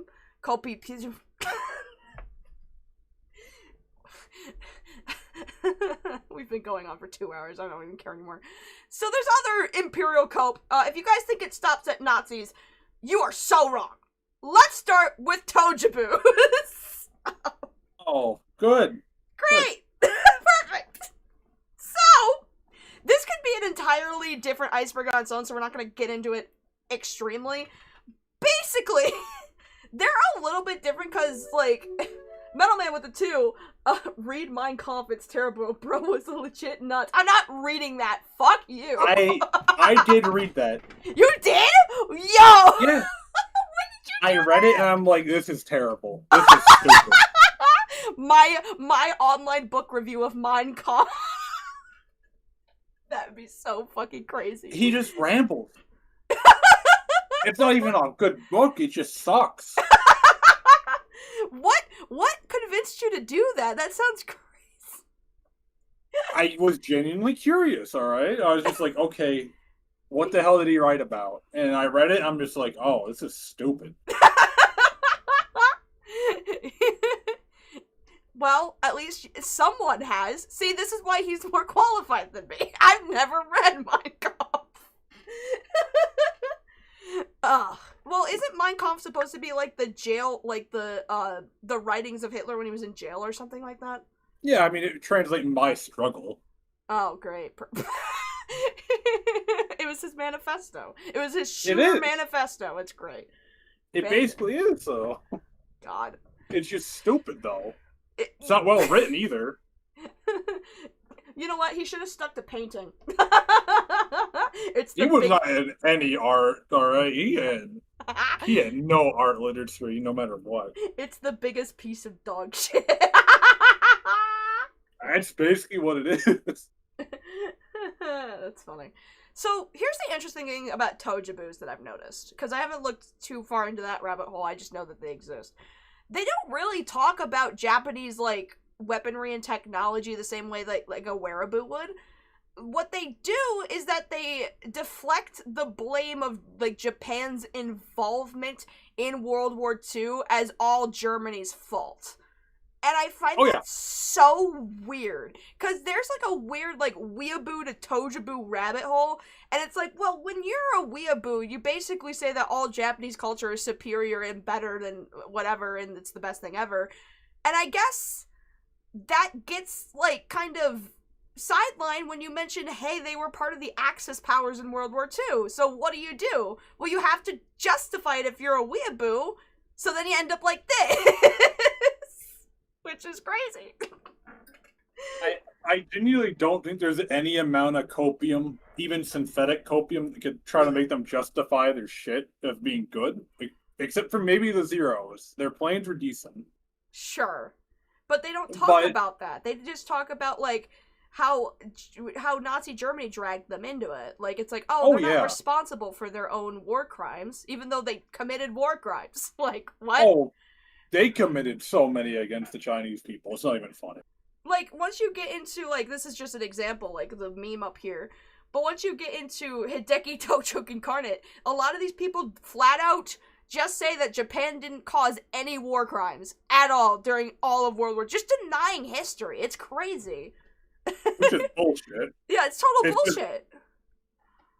Unit 731 is proof of that. Oh, God. There's a reason why Japan knows how to treat frostbite so well. Don't ask how they did it, though. It might ruin their narrative, but they torture people. It's crazy. I remember the funniest thing I know is that the normal Japanese tank, you could actually jam the turret by sticking a knife into it. Oh, really? Yeah.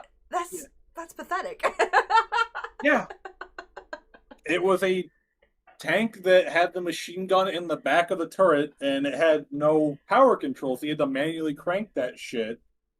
It didn't lock, so if you went uphill, you had to fight against it. and someone with a rock or a knife stuck it in the turret ring, and it no longer functions.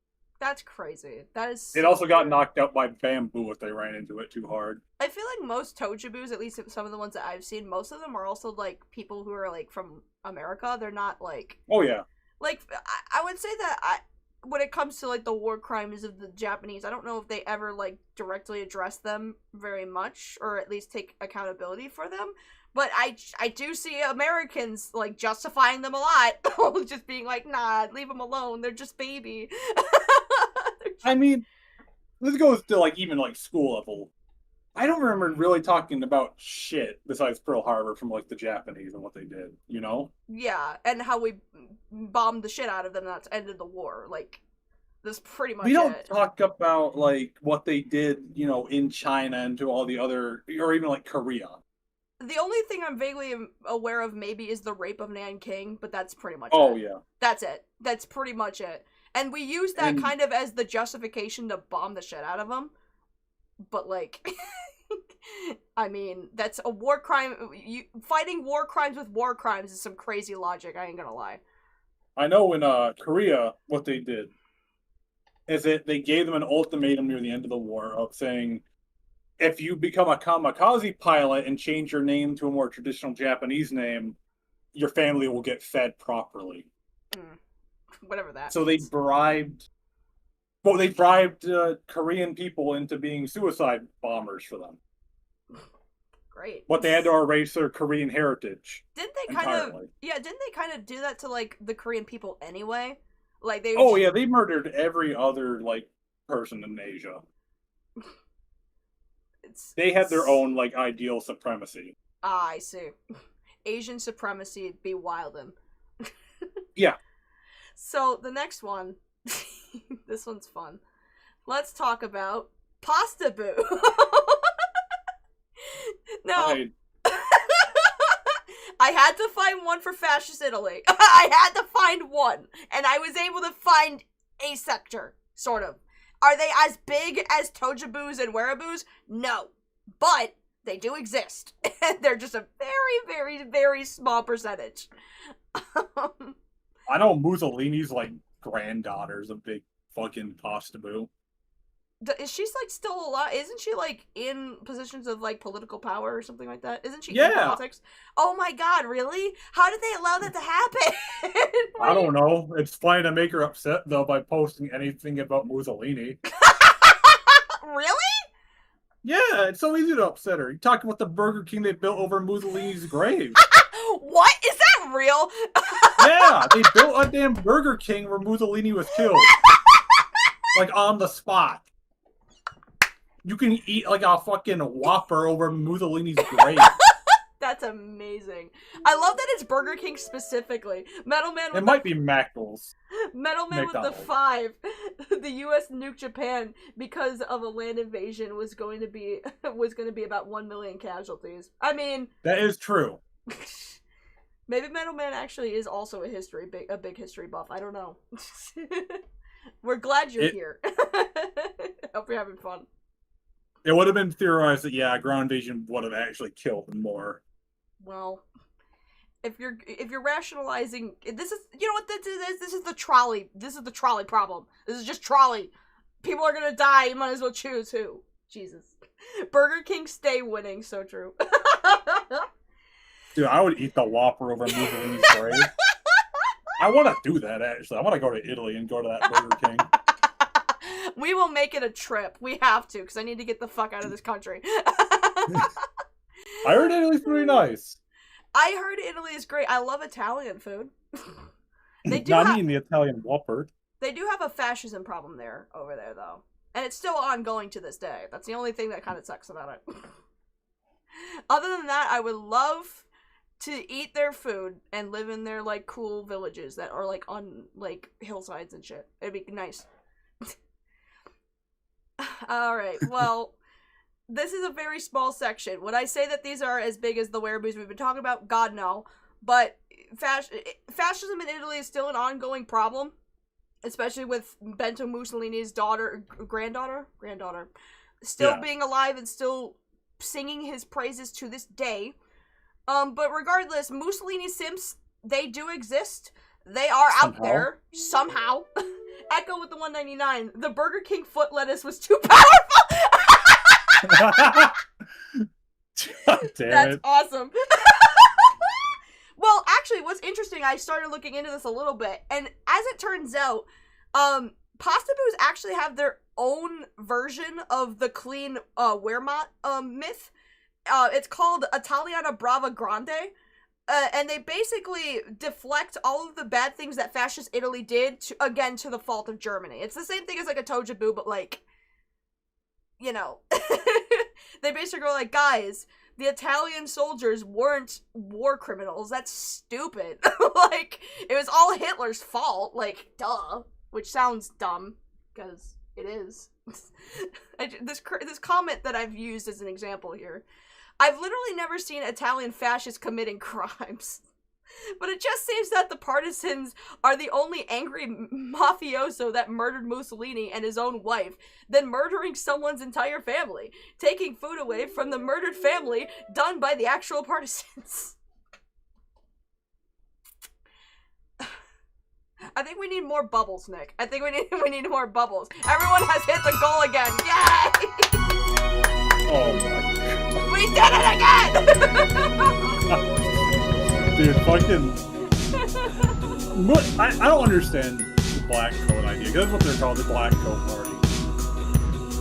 This is a little history fun fact. I also like cooking. I like culinary.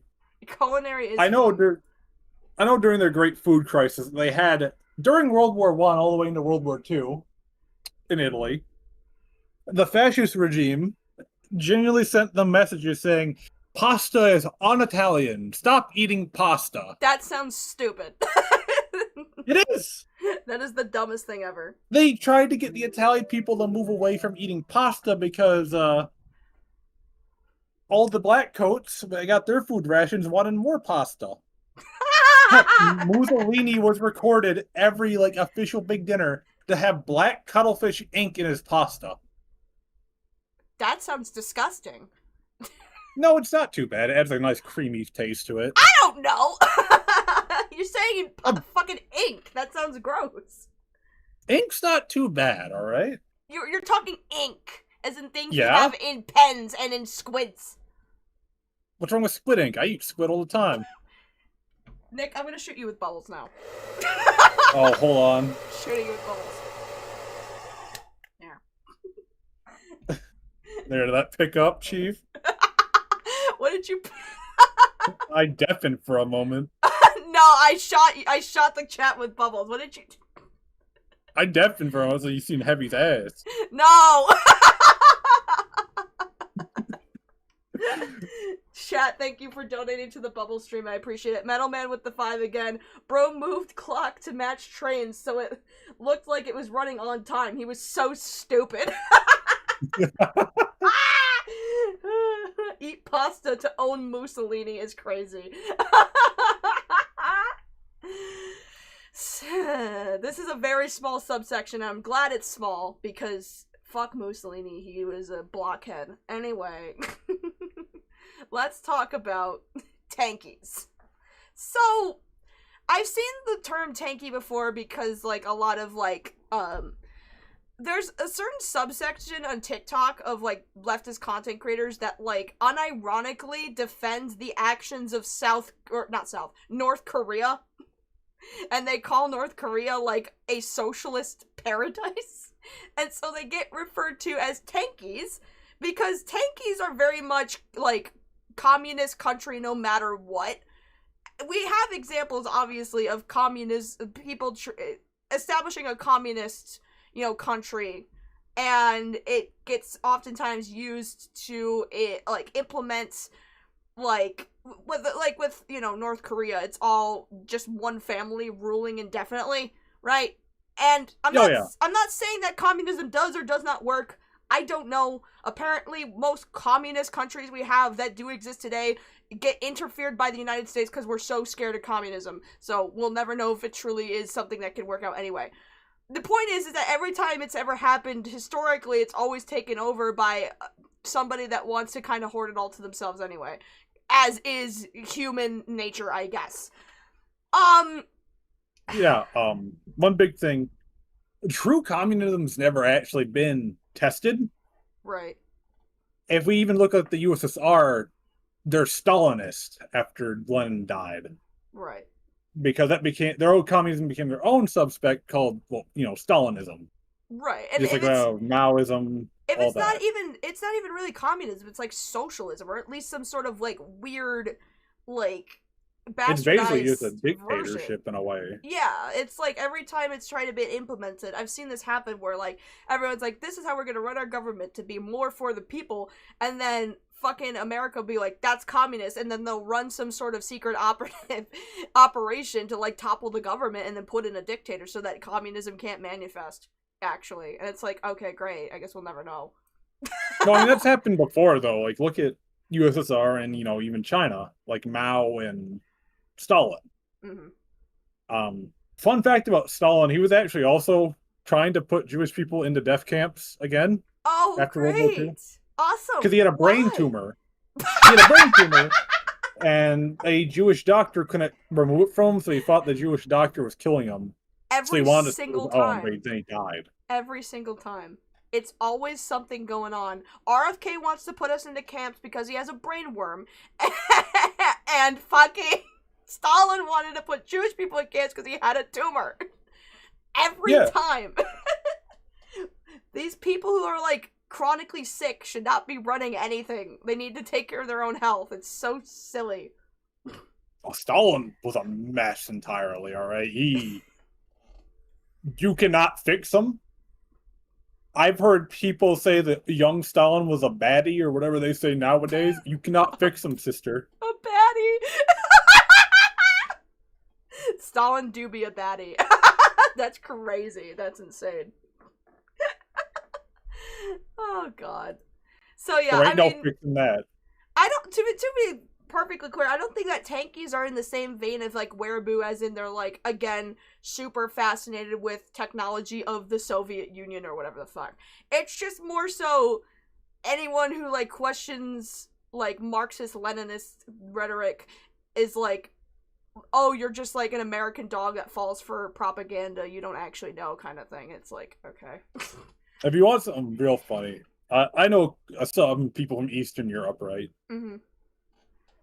Flying the USSR flag over there is the equivalent of flying the Confederate flag here. And that's really funny. Oh, yeah. Interesting. That's basically like their Gopnik flag, they would call it. Which just means like trash. Trash. I think I don't remember if there's a band called Gottmik. I can't remember. It's either a band or like... Oh, Gopnik is a pretty common term. Okay, I was gonna say. Metal Man with the 2, Stalin is a lolcow with a body count. That's crazy. Stalin is a lolcow with a body count is crazy. He's not wrong. They're not wrong. They're not wrong at all. I think I talked about this with my friend Falgi. We should do a lolcow history thing where we would talk about lolcows from history, and like we were like, is Stalin a lolcow? And I'm like, guys, come on now. I think Mussolini is, alright? Mussolini said that he would conquer like Greece and be sipping coffee in the afternoon. Lo and behold, the Greek army kicked his ass so hard they sent him a note back saying, your coffee's getting cold, and he had to call his boyfriend Hitler to save him. That's crazy. Greece kicked their ass. I mean, Stalin left his kids to die when he was captured.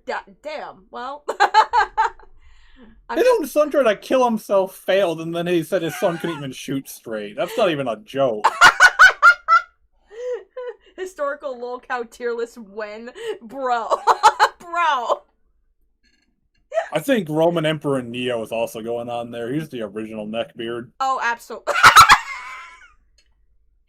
That's crazy. That's so funny.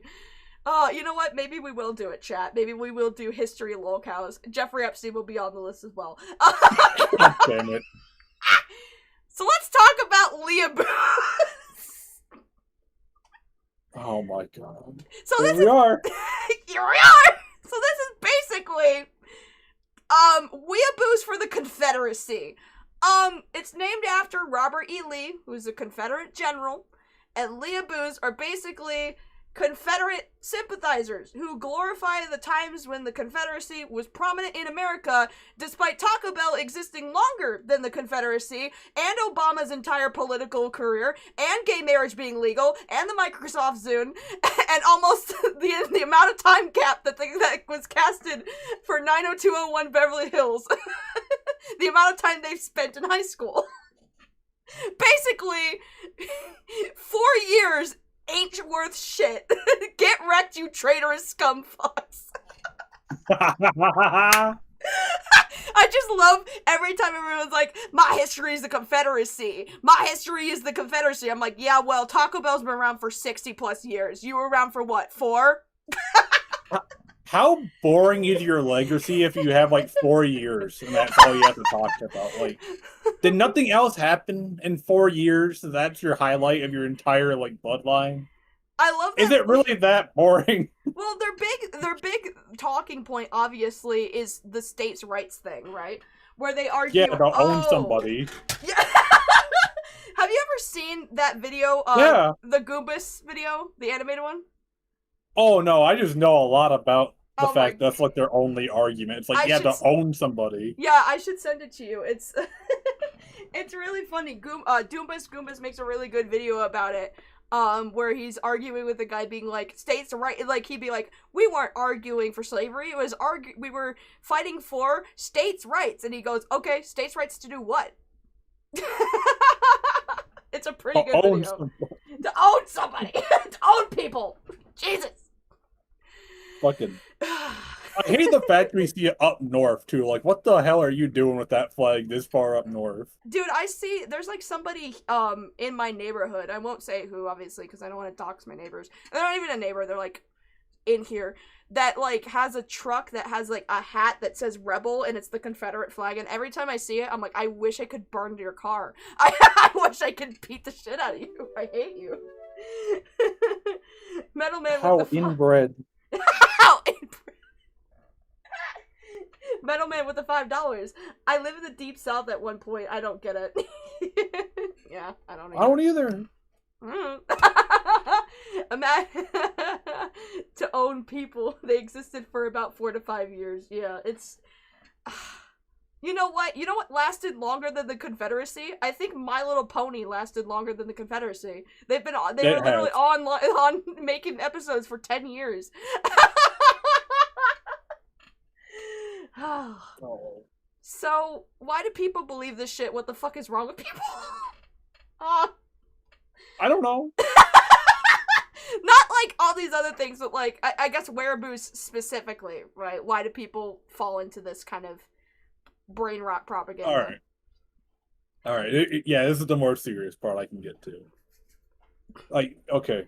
So this is an actual issue, alright? And our education system is bad.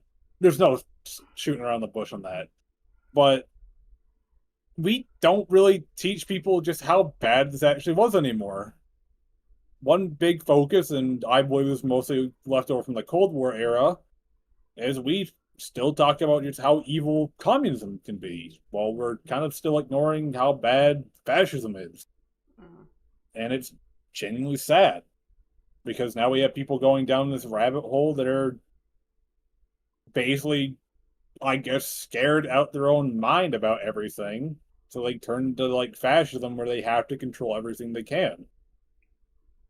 That's a way to put it. Like, they see fascism as, like, a complete overhaul of control. And when they are, like, so hyper scared of this one thing, they want to be in control, so they might fall into believing in fascist rhetoric. Which is actually really interesting. It's just a lack of control in their own lives. Yes. It's sad, but, like, it's like, I guess I get it. Sort of. I just wouldn't become a Nazi, personally. Yeah, and, like, you never should. Because it's like, bad. change is a normal thing throughout life, and some people are just that scared of it that they rather go to violent means or believe in these terrible things instead of accepting it. Right. And they say that history is written from the perspective of winners, And that's Yeah. that's so true even with our Americanized version of how we view World War II, where we're like, we're the heroes, we beat the bad guy Nazis. But then you look at like stuff like the Nuremberg trials and Operation Paperclip, and it's like, no, we gave them a slap on the wrist, if anything. Sure, we left them as like losers in history, but like, who really cares when we treated them so well afterwards anyway? Like, it's kind of like defeating of the purpose. Even in the war, especially like in Italy, we just bombed a lot. There was a church that was theorized to have German soldiers in it, and we bombed a church that was been up since like ancient Greece or Greek and or the Roman days, you know, and it's gone. Like, if we were willing to do that, if we were willing to do that, but also just like in the background give them like a second chance, I guess, to like help us win some space race, even though we would have done that anyway. Like, it's like, you know, it's interesting because when you actually like remove yourself from like the Americanized way that we're taught history, and you learn about like, again, Nuremberg, Operation Paperclip, the fact that the Nazis like consciously drew on like US like imperialism against the Native Americans as like a model for concentration camps, it kind of explains why neo-Nazis kind of pop up in America, because we don't talk about how scary fascism is. And again, like you said, in comparison to stuff like communism, it's like fascism is just kind of seen as like, oh, they are the biggest losers in history, and not like the worst, most violent, horrible human beings ever. Like, yeah, they turned their neighbors against each other. There were entire communities thrown apart. Hell, I've seen a lot of historical footage and videos where like people were chased through the street by like kids with sticks trying to beat them. And it's also like a big thing that I see a lot in like maybe debate culture is that you'll see somebody who gets up there and he's blatantly a neo-Nazi. He doesn't say it. I guess a good example of this would be that Jubilee video where there's this dude who goes up there and he's like, well, you kind of sound like, the way that you're arguing this, I don't mean to put a label on you, but you sound like a fascist. And the guy goes, yeah, I am. And he smiles, and he's like, yeah, I should, the fucking clip's insane.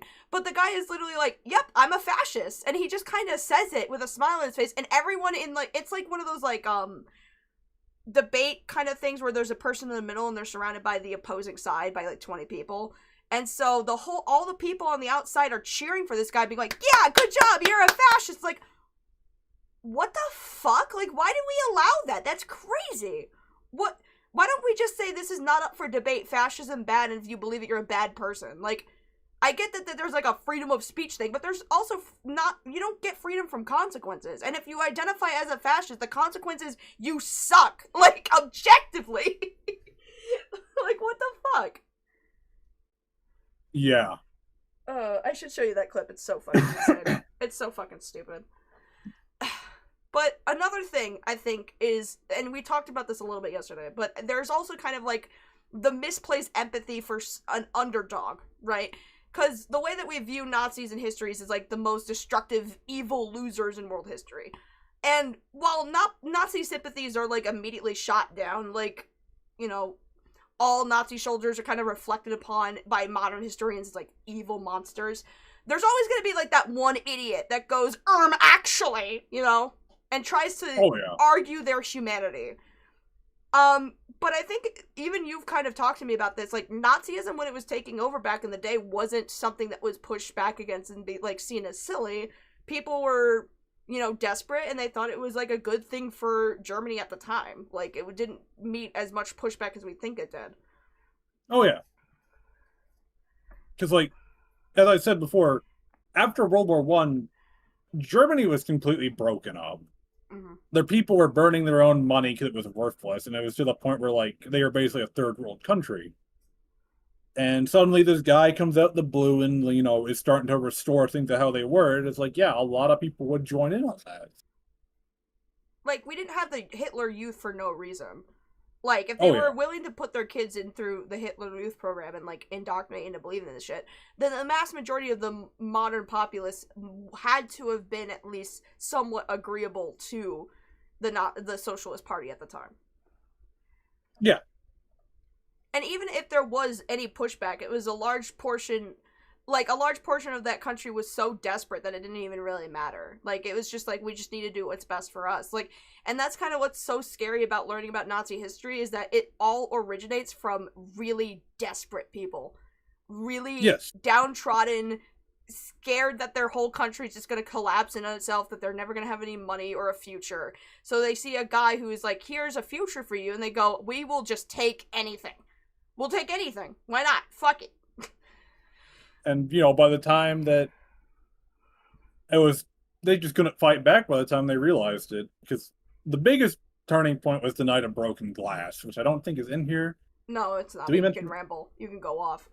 Go off. Well, the Night of Broken Glass was when Hitler finally decided to order his SS, or the Gestapo, to go out and kill all of his political opponents, ensuring that he is in charge. Anyone that opposed the party was killed within that night, or hunted down. Which is crazy. They also started burning books as well that night as well. Mm-hmm. And that was when they fully rose to power. And they kept that power through fear. That's so scary. Oh, it is. Though. Because the Gestapo would knock door to door, and they would take anyone that disagreed with them out and just kill them. Or put them in these slave camps. Jeez. Fucking wild. They would work people to death. Do you think that, like, okay, so I know that we've been talking about, like, Nazi soldiers and stuff like that. Like, people that, like, fought in the wars, and especially the ones that were in the death camps, they knew what was going on. But I remember, like, somebody, I've seen this said, and I don't know if this is a Wehraboo talking point or not, which is why I want to run it through you. That, like, the general populace that didn't fight in the war, but were just, like, regular German people, they weren't aware of the concentration camps. They weren't aware of the atrocities they were doing. Is that true, or did they have at least some level knowledge of, like, what Hitler was doing? I'm not sure they fully knew about the fact there are camps for it, but they knew for a fact, because this would happen to their neighbors, this would happen to storefronts, this would happen all around them. Mm-hmm. And I refuse to believe they just could not see it. But they would see people get dragged out of their homes, families torn apart, and forced out of their everywhere. Mm. And you're telling me these people just didn't know what was going on? I was like, no, they watched it happen. They watched their neighbors get dragged off, and they did nothing. Right. And it's just sad. I think the myth is, or what they're saying is that they saw their neighbors dragged off, but they didn't know that they were being brought to death camps, is the thing. People were executed on the street and beat. Saying, like, yeah, the death camps may have not been public knowledge, but at the same time, like, these people gotta think, like, these people aren't going to, like, a happy farm to live away. No. Something terrible is happening, you know? Yeah. So I know for a fact death camps are not common knowledge, because even there was a very famous story of a guy who broke into a concentration camp and told the Allies about it, and they thought he was lying, so they charged him with treason. Mm. Because they just don't believe someone could do that. Jeez. So it'd be hard to argue that these people didn't really know, especially since a lot of Hitler's campaign was built on hating other people. Like, oh yeah, the Romani people, Jewish people, anyone that was gay. Like, it's like, how did you not know when Hitler was basically advertising we should just kill them all? It's like, okay. Alright, sure, bud. Yeah, it's insanity. It's pretty scary stuff. Very. There's also just, like, the route of a history buff that's, like, drink the Kool-Aid, right? You know, a lot of Wehraboos start off, like, not aligning with Nazi ideology. They just like World War II history. But, again, there's the tier list for the reason. You go deeper down the rabbit hole. You start off as, like, randomly knowing fun factoids of World War II and the armory and the weapons, and you think it's cool. Up until you start arguing that Nazis invented UFOs and live on the moon. And at that point, that's a problem. Don't do that. Yeah. Don't believe that. It's crazy. I don't get that part. There's nothing wrong with, like, liking a tank or weaponry from them. Just don't start drinking the Kool-Aid. Right, exactly. Once you start theorizing Nazis living on the moon, you gotta be put down. You gotta be put down. You gotta stop. There's no saving that. There's no saving that. since we talked about this enough, why don't I provide the internet with some examples? We've seen a couple at this point, but I think I want to... GTA 6? What the fuck? This was apparently posted in a GTA 6 Reddit for some reason. What? Yeah, I don't know. I don't know. So, I found some examples. Now, granted, I would watch, like, Wehraboo content, like, videos, but they get removed all the time. But these get archived because Redditors love laughing at stupid people like me. So... say what you want, but you gotta admit, this guy has aura, and it's like... apparently wearing a cape is aura. That's all it takes. Oh, God. Hugo Boss, everybody. Hugo Boss! That's crazy that that's still a thing. I don't know if I would ever, like, if I created, like, a brand and it gets heavily associated with Nazi shit, I don't think I'd ever make clothes again. I just don't think I would. Hugo Boss, everyone. What's crazy is that, like, I think we talked about this a little bit, like, this is, like, like, people look at it, like, look at how cool this is. It's, like, it's completely impractical, though. Like, when you look at, like, how they sent Nazi soldiers over into, like, Soviet Union and stuff like that, they would freeze to death because these fucking... they wouldn't wear this specifically, but, like, they would wear something for more of the aesthetic than they would the actual functionality. And they would freeze to death because this is, like, a fucking... you know, cool guy, military costume shit. Like, it's like, it's so stupid. They fucking stole each other's boots over there in Stalingrad. That's how bad the supplies were. They just People gave have us their this feet stupid... freeze off. Guys, I know I had frostbite and all they gave me was this stupid cape! Anyways. There's somebody, obviously, who responded to that post, being like, rest in piss, fucking idiot. Nazi sympathizer, bold stance. Better to be a Nazi sympathizer than a commie.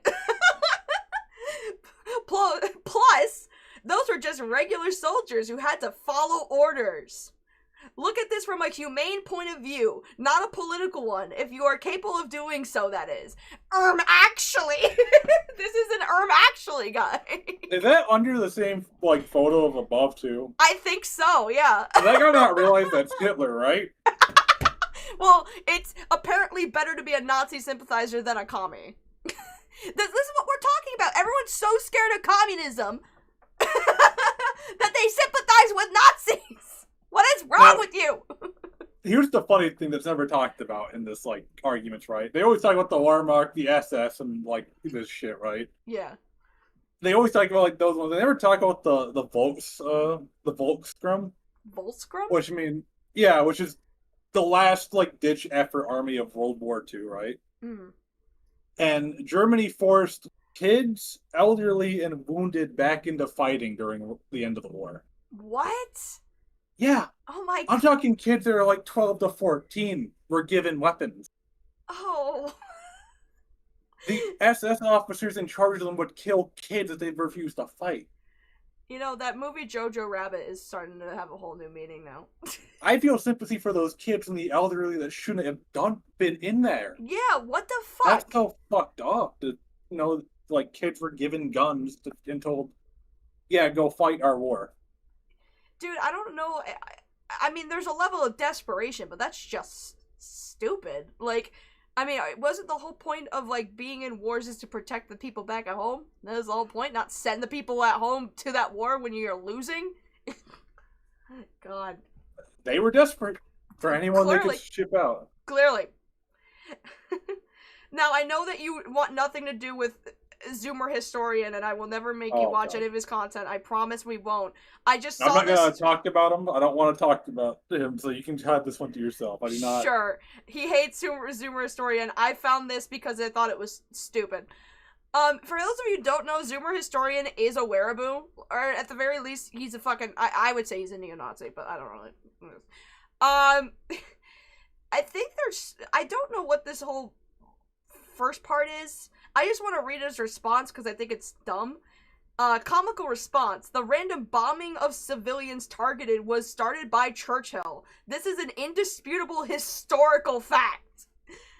Honestly, I feel like I should do a stream dedicated to just Zoomer Historian, because this man legitimately believes that, like, most of the attacks that the Nazis did on Great Britain were from, like, Winston Churchill basically trying to start shit, being like victimizing Great Britain, and it wasn't actually the Nazis and stuff.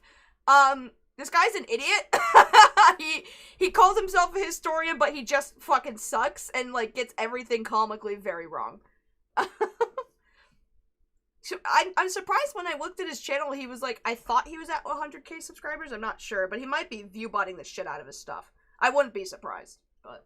I have nothing nice to say about this guy. I was taught not to say anything.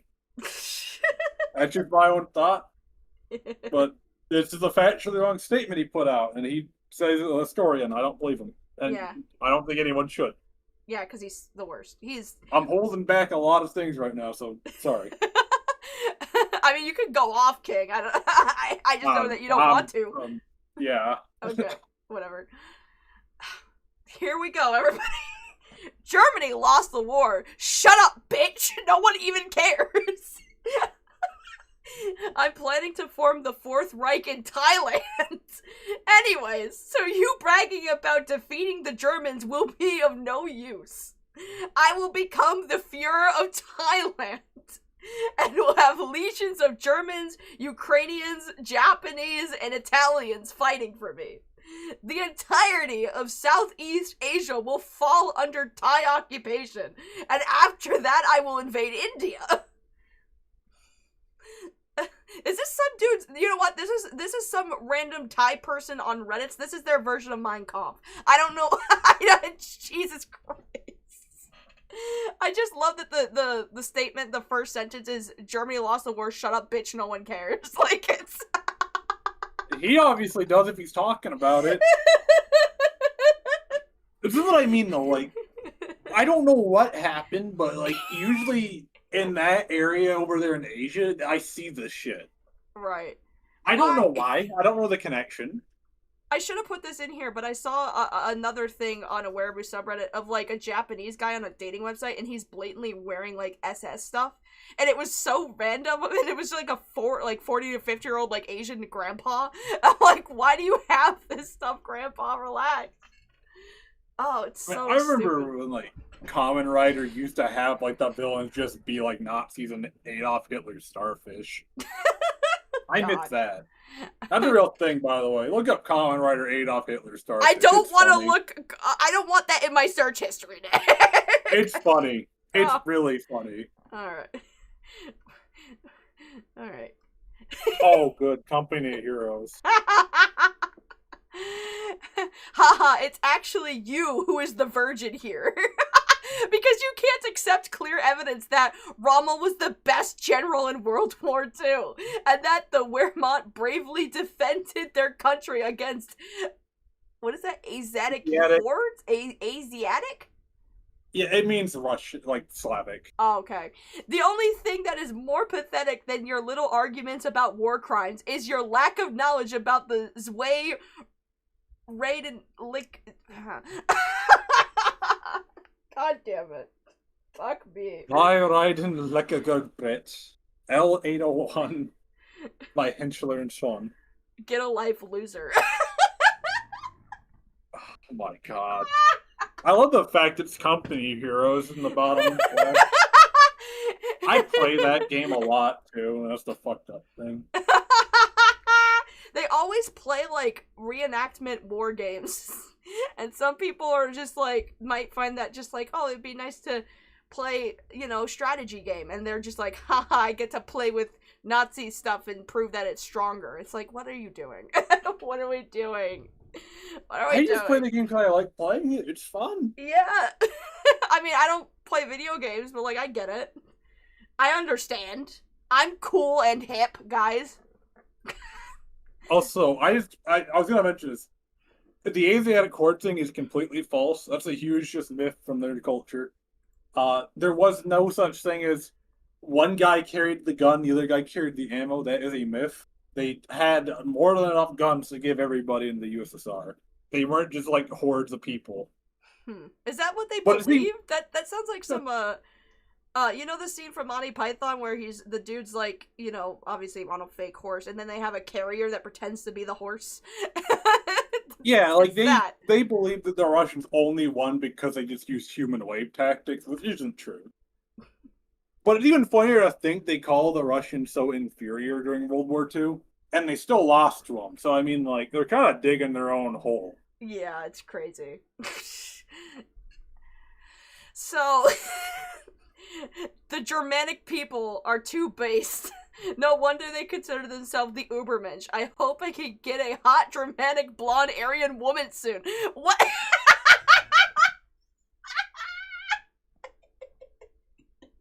I don't. I love that their description for the the U.S. soldier is, in no particular order of things, liberalism after all. What the fuck? Oh, I love it. The copium is so funny because they're just like, ew, this soldier looks like shit. This soldier looks gay. This soldier has a stupid head. This soldier looks like he would last 4 to 6 seconds. Clear and sharp. God. I love the fact that they show, like, the normal infantry uniform here, and then they show the officer uniform there. That's so true. Like, all of these are, like, battlefield stuff, so they're not gonna look the most pretty, and then they just get, like, a regular ass, like, this is not what they would wear. This is not what they would wear if they're going to be fighting in the front lines. Like, that's so dumb. What are you doing? I'm not even, like, a big, like, history buff, and I know that. The fuck? Echo with the $5. Lazy, take this dono for having to read these idiotic posts from these sacks of shit. Thank you. Thank you. I thought you would find this one quite funny. Germany could have won World War II. I quit. My mom taught me to never hit someone with a disability. God damn it. It's okay, we've been doing this for 3 hours. YouTube will never know. I love the art style too. This guy with the eye, like, that's on the side of his head. It's so funny. Oh, it is on the side of his head. What the hell? The eyeballs, like, slightly drift off the body to the side. It's cute. Oh, great. Oh, what is the next one? The myth of Nazis considered colored people as subhuman. Look at all the examples of Nazis who were different shades of color, everybody. Okay, fun fact too, by the way, everybody. The Germans had a term called honorary Aryan, where they would call people who they deemed useful enough, such as Japanese, as honorary Aryan, which still didn't give them as much rights as a normal Aryan person was, but they were considered pure enough to them. Not a fake term either. It's a real term they coped with. Called honorary Aryan. There's also such thing as, like, people who are different races living in Germany. Like, if these people wanted to believe in, like, the concept of a clean Wehrschmark, how do you say it? If they wanted to believe that, they could maybe quote maybe the average, like, black person who moved to Germany and then get drafted into this war. Because, obviously, given their skin color, they won't believe everything Hitler's saying, clearly. Like, if you want to argue, like, these people, sure. But throwing people of color who did not want to be a part of your war in the war front and calling them a Nazi soldier against what their own personal beliefs would have been, given that Hitler didn't like black people, I don't think that's the flex you think it is. I don't think this is like, I may be a Nazi, but at least I have a black friend. I don't think that's the argument you're making. I don't think you realize that this doesn't make any fucking sense. That's an interesting hill to die on. What about the cool bug fact? The United Kingdom is the biggest traitors in world history, because even though the Anglo-Saxons are Germanic, they decided to fight against Germany both times, in World War I and World War II. They do know the United Kingdom was more than just Anglo-Saxon, right? But they were a part of it, so it counts. They're like the main Yeah. ones, dude. Yeah, that's what a lot of German settlers in America. They don't call us traitors or fight in Germany. Oh, so true. That's so true. Maybe the United Kingdom didn't want to stand by their Germanic ancestors or their colleagues because they've turned into Nazis. Maybe that's why. Shit. Crazy concept, I know. Wild. What the fuck? I may be a Nazi, but at least I'm not rude. God damn it. This one, I paired these two together because this is just a big political mess of a person. This is not the same person. This is just two separate people.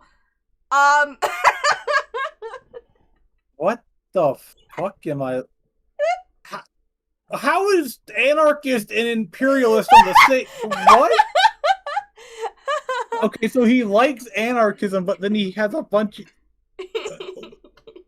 They don't... I love that he loves... I love that he likes communism and also likes slavery. That's amazing. I like how he doesn't like pro-immigration, but he likes Black Lives Matter and all that.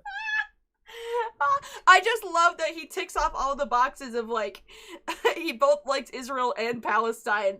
Also, I like Nazi National Socialism is crazy. Oh my god. This guy is a basket case. And then I paired it with this tweet because it kind of gives the same... Equality in slavery? What? They're both liked? What? Why is space exploration disliked? What the f... What is... Why? What is primitivism? Do they like primates? Or what the fuck? Oh, do you know Liver King? Yeah. Yeah, Is it that. It's that. Oh, Crazy. great. Awesome. Why eat vegetables when you can eat testicles, am I right? And then I could stalk Joe Rogan and go to jail. We love that. Lazy, my therapist is currently reconsidering of letting me watch your streams. Nick, if you don't know, I have a viewer who watches my videos with their therapist. And I'm sorry. they're probably gonna tell this person not to watch this stream in particular. I'm sorry. Nazism apparently is bad for mental health. Who were to guess that? Oh god, that's so funny. I paired this political opinion sheet with just this tweet because I think it's hilarious. Daily reminder that your gender, sexuality, race, belief, or nationality don't define what your political opinions should be. I'm a femboy, for example, but still a national socialist. You shouldn't limit your political views based on the best system for you, but for your people. I don't know what the correlation is, alright? I'm going to tell you something.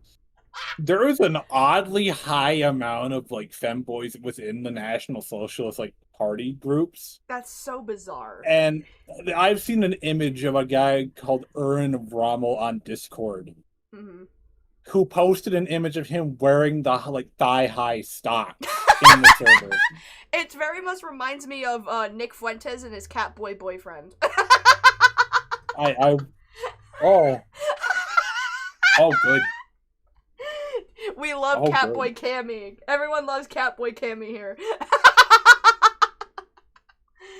Oh, fuck, I love this.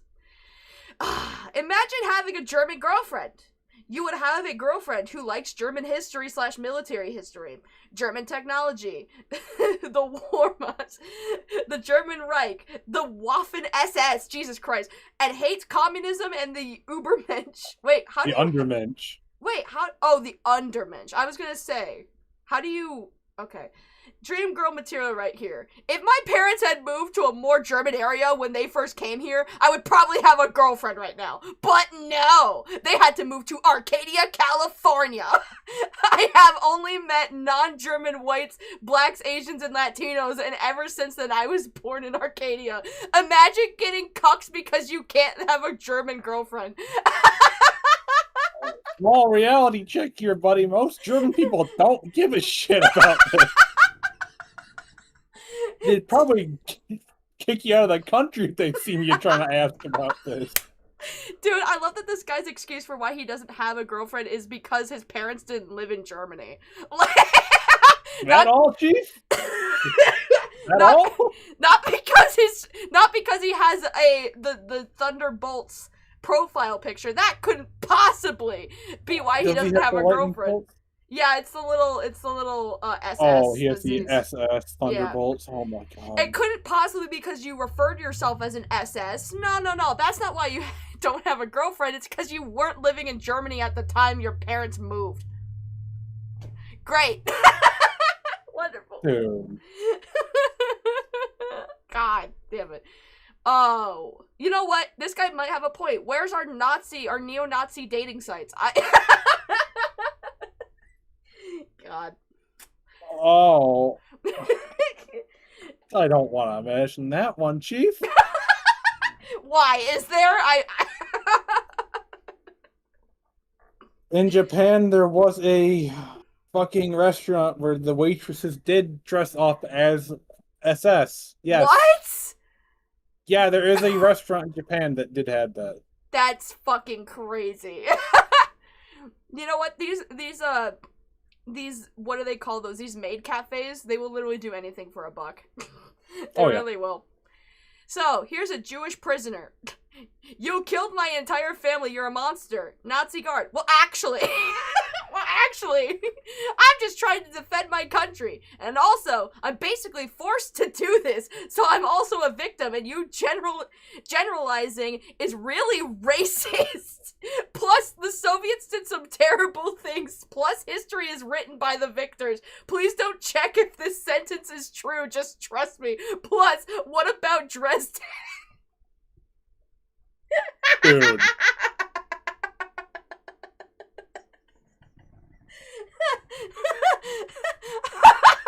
That guy in the image looks like he shit himself, by the way. Dude, I love that he's just like, hey, you caused the Holocaust, you're a literal monster. And he's like, actually, I'm the victim. I was the victim here. God. I just skipped ahead, and this is it. This is the worst one. This is the one I knew of. I've talked to some guy that genuinely believed this argument in the next one. Okay, the next one, everybody. This, I don't even know if this really counts as Wehraboo stuff. I think this is just Nazi, Holocaust denialism.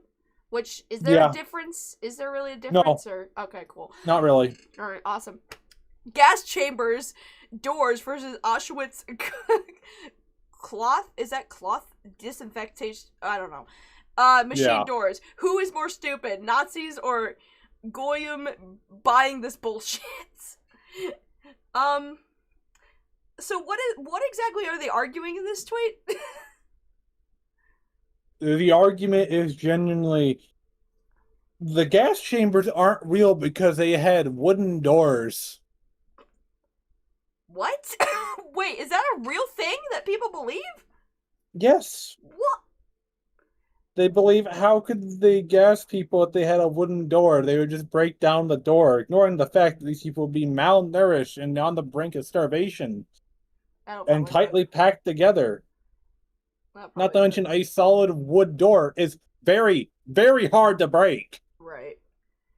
Also, this is a real thing. Okay, this is...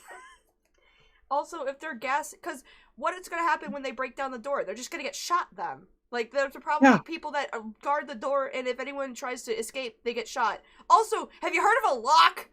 There's locks. Doors have locks.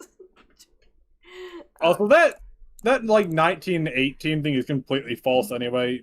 That gun was not made. It wasn't designed until 1937. Yeah, this is the tractor thing. What the fuck? We know this wasn't... Oh my god. Oh my god. Stupid. Oh, so this is funny. The Axis wasn't even a thing. It's a historical myth. Yes, they were alike, you dumb motherfucker. Germany, Italy, and Japan each had their own war to fight and weren't really aligned. That is so stupid, because I'm pretty sure Mussolini and Hitler were seen many times just standing next to each other, like, and fighting in the same wars. Like, what are you... Even we have images of, like, Japanese, like, inquisitors in Germany. Yeah, what the fuck? Like, this whole... they're saying that they never were aligned? Like, that's, like, indicating that they were all fighting their own... It's not called World War I, II, because they're not fighting in wars. It's just a bunch of mini proxy wars then. What the fuck are we talking about? Ah! Jojo tried to buy a fucking tiger tank. God. If we're talking about Germany, it was by far the most effective military in World War II. It just found itself fighting too many large powers at once. God. Oh my. Oh, the next one's just delusion.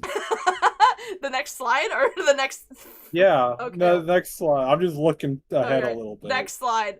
So guys, I know that there's a lot of things happening in the world right now, and I am not well equipped to tell you any of the geopolitical things that's happening in Israel, Palestine, Russia, Ukraine, any of that. But just know, according to this person, if Germany had won, none of this would be happening.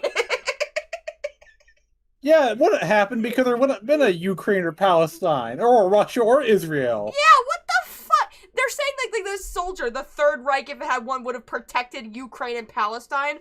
These things wouldn't exist! What are you talking about? God! Oh my God. Oh, God damn it. This one is just insane, by the way. I feel like there's a big portion of, like, neo-Nazis that fantasize about people in, like, Hollywood who are, like, relatively attractive, who just have blonde hair, and they go, ugh! Ugh. I have heard so many of these, like, neo-Nazis talk about, like, the Russian, or, like, the female, like, troops in World War II on the USSR. Mm-hmm. Because USSR had a lot of female battalions and troops. And they go like, oh my God, please, beautiful Slavic woman, crush my greasy cock and balls. Is that why they're obsessed with Slavic people? Because I didn't understand that. Oh, yeah. Okay, that explains it.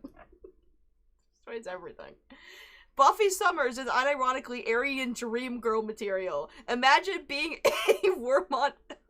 I don't know how to say these words. Oh, God. On the Eastern Fronts, and having her as your girlfriend. She would protect your squad, destroy any Red Army soldiers who get in the way, and motivate fellow German soldiers with her beauty alone.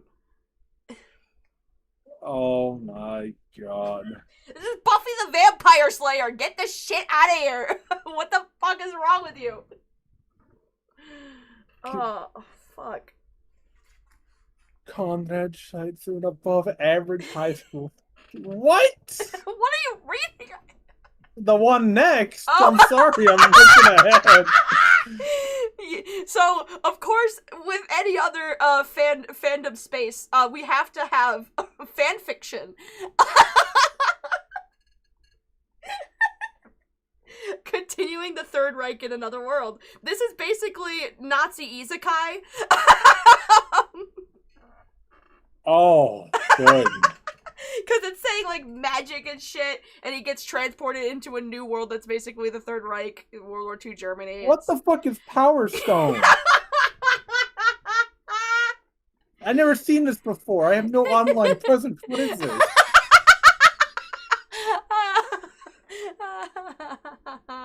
You know what? You're glad I'm not showing the Nazi mumble rap on stream. Because I'm pretty sure... Good.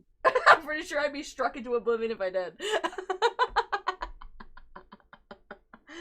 That's funny. So, yeah, everybody, in case you want to read Continue the Third Reich in Another World by General Comrade, I'm pretty sure this was just archived, like the screenshot taken, but I don't know if this still exists on Wattpad anymore. Basically, on World War II Isekai. Fun, right? Awesome. Of course, you basically a lot of these, like, Wehraboos are getting into propagation and, like, crazy conspiracy theory culture. You wouldn't be a proper conspiracy theorist if you didn't believe in transgender investigation. Do they not know how a fuck? Oh my god, they don't know how. They think that his hips are as wide as like his waistcoat. Oh my god, they're just fucking stupid. I love that they tried to outline his titties, his non-existent titties. My grandfather fucking was the honor guard of MacArthur. He knows for a fact that was a guy. What the fuck? Really? Yeah. Amazing. So incredible.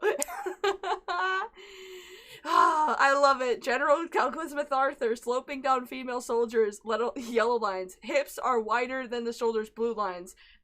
Ignore the coat.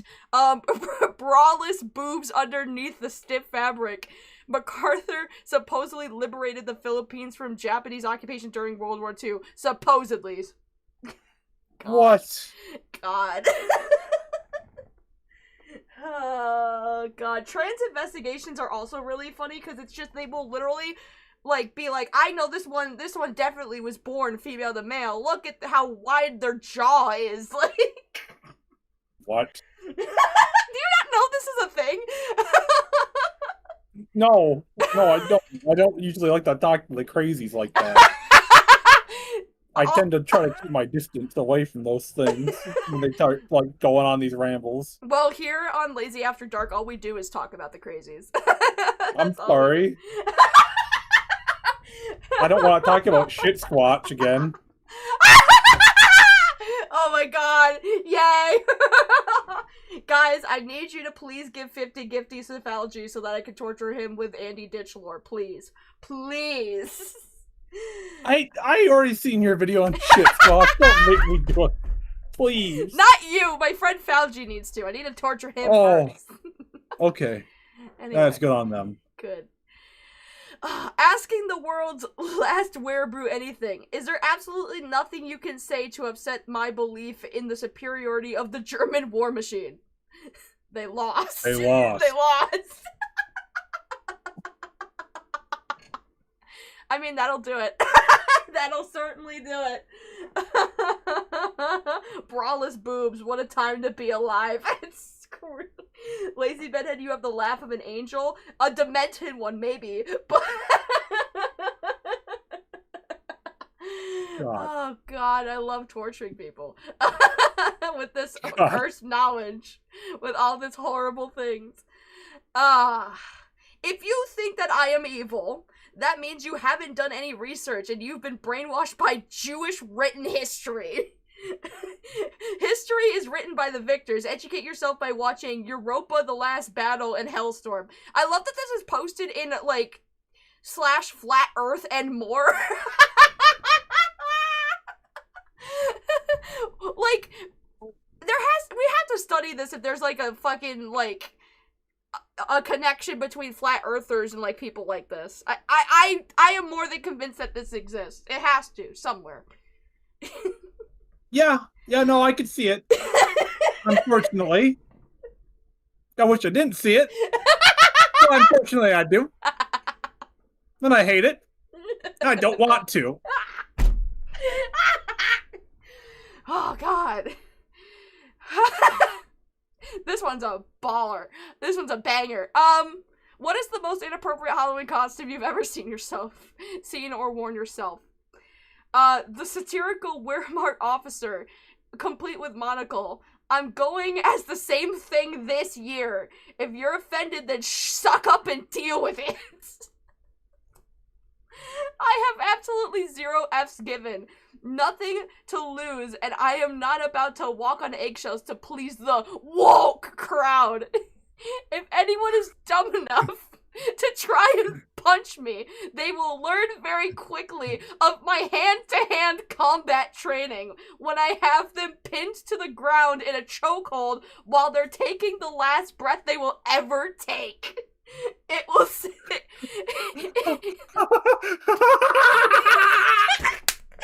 Guys, you don't understand. Anyone tries to beat me up for looking like a Nazi, I have the art of Kung Fu.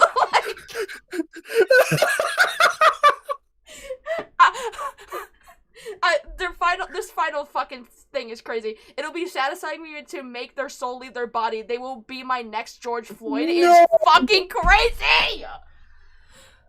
Uncensor him! Uncensor him! Yeah, that's so true. Well, actually, this is his account. Anyone want to go over here and harass? No, I'm just kidding. Baron von Krieger? So I'm gonna take a wild guess here. And His say name that... is King of War, by the way. That's what it means. Really? That's so stupid. Yeah, or Baron of War. I'm gonna take a guess and say that this isn't a costume for Halloween. How fucking bored do you not be to own an SS outfit? Like, fucking hell. I'm just gonna take a wild guess. Cigarette. Look at that stick on a cigarette, or cigarette on a stick. What the fuck? Is that what that is? That looks Yeah. so stupid. There's a smoke stick. I don't know what's more gay. Actually smoking actually smoking tobacco or having it on a little stick. Yeah, they want to look sophisticated. Oh my god, in Himmel. I fucking hate these. Oh boy, War Thunder's the next one. Yeah, so like we had mentioned previously, a lot of these people gather in a lot of, reenactment video games, and War Thunder's one of them. When the Wehraboo thinks that their tigers are godlike, so you remind them why they lost Normandy. Oh, God. Look, I don't know anything about War Thunder. I don't know anything about, reenactment video games or strategy games or anything like that. I just think it's really funny that every single I owned a Wehraboo video is in War Thunder. Which, by the way, sponsor me. Contact me. Sponsor me right now. Do you think that'll get me sponsored? Probably. Just say you don't like Roll of Tanks. There you go. So true. Also, found randomly in the open is Hitler in Argentina, the documented truth of Hitler's escape from Berlin. Fuck you, man. What? This is a real book that does exist. I heard about the Argentina thing a lot. Yeah, it was always Argentina or Antarctica. Well, it's because I believe during, the Spanish Civil War, they helped Argentina a lot. Mm-hmm. Because I know, one side was a fascist party versus a communist party. Mm-hmm. This is just really funny. It's this crazy-ass book. Also, it says barely used books. I feel like this is probably, in a... It doesn't look like it's in a library. It looks like it might be in a used bookstore or something. Which is concerning. Oh my god. What is the... I'm processing the next one. And our final piece, everybody. This is like a weird Wehraboo crossover. Apparently, in some hypothetical, if the Confederacy stuck around, we would have kicked Nazi ass and saved Anne Frank. Is Anne Frank pregnant? No! This is a real thing. No! That does exist on the internet. This is like Goku X Anna Frank over the bullshit. Oh, fuck. Oh my... Have you ever seen Goku X Anna Frank? No, what? What is that? It's a real ship. Why? And Hitler is Super Saiyan 2 or some bullshit. Oh my fucking god. I think it's Super Aryan 2 or some shit he goes. I hate it here. I hate it so damn much. What the fuck? She's a minor? Yeah, that's true. Yeah. Put their feet out too.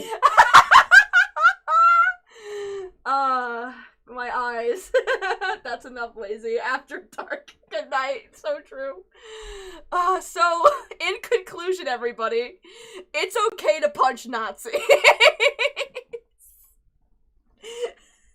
You forgot to censor this one. I the only one that got No!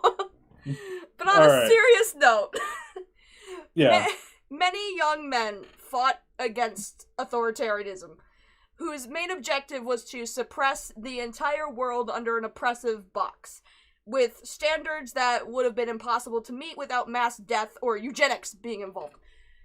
Many of these men are still alive today, although they are fleeting, and it's predicted, according to just how people age, that a lot of people who fought in World War II who are alive today, the numbers are dwindling so much that by 2040 they'll probably all be gone, just because age.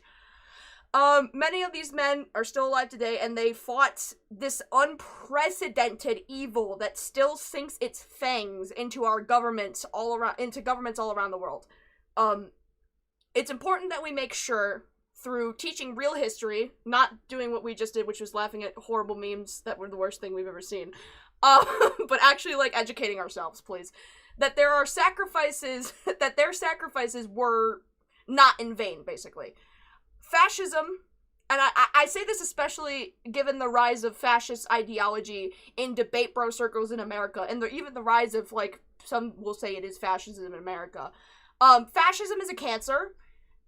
You can say that you're just more scared of communism and you say communism kills more than fascism. I don't fucking care. Fascism is worse, objectively speaking. We have historical precedent that has done nothing but fucking evil shit. And if it's not met with the same amount of animosity, it will rear its ugly head, seeking the acceptance from desperate, downtrodden people. There is a better way to live, and no one is born hateful, they are just raised to be that way. So in conclusion, please be better. Please don't be a Wehraboo. And we do not do any of this to downplay the seriousness of the Nazis during World War II.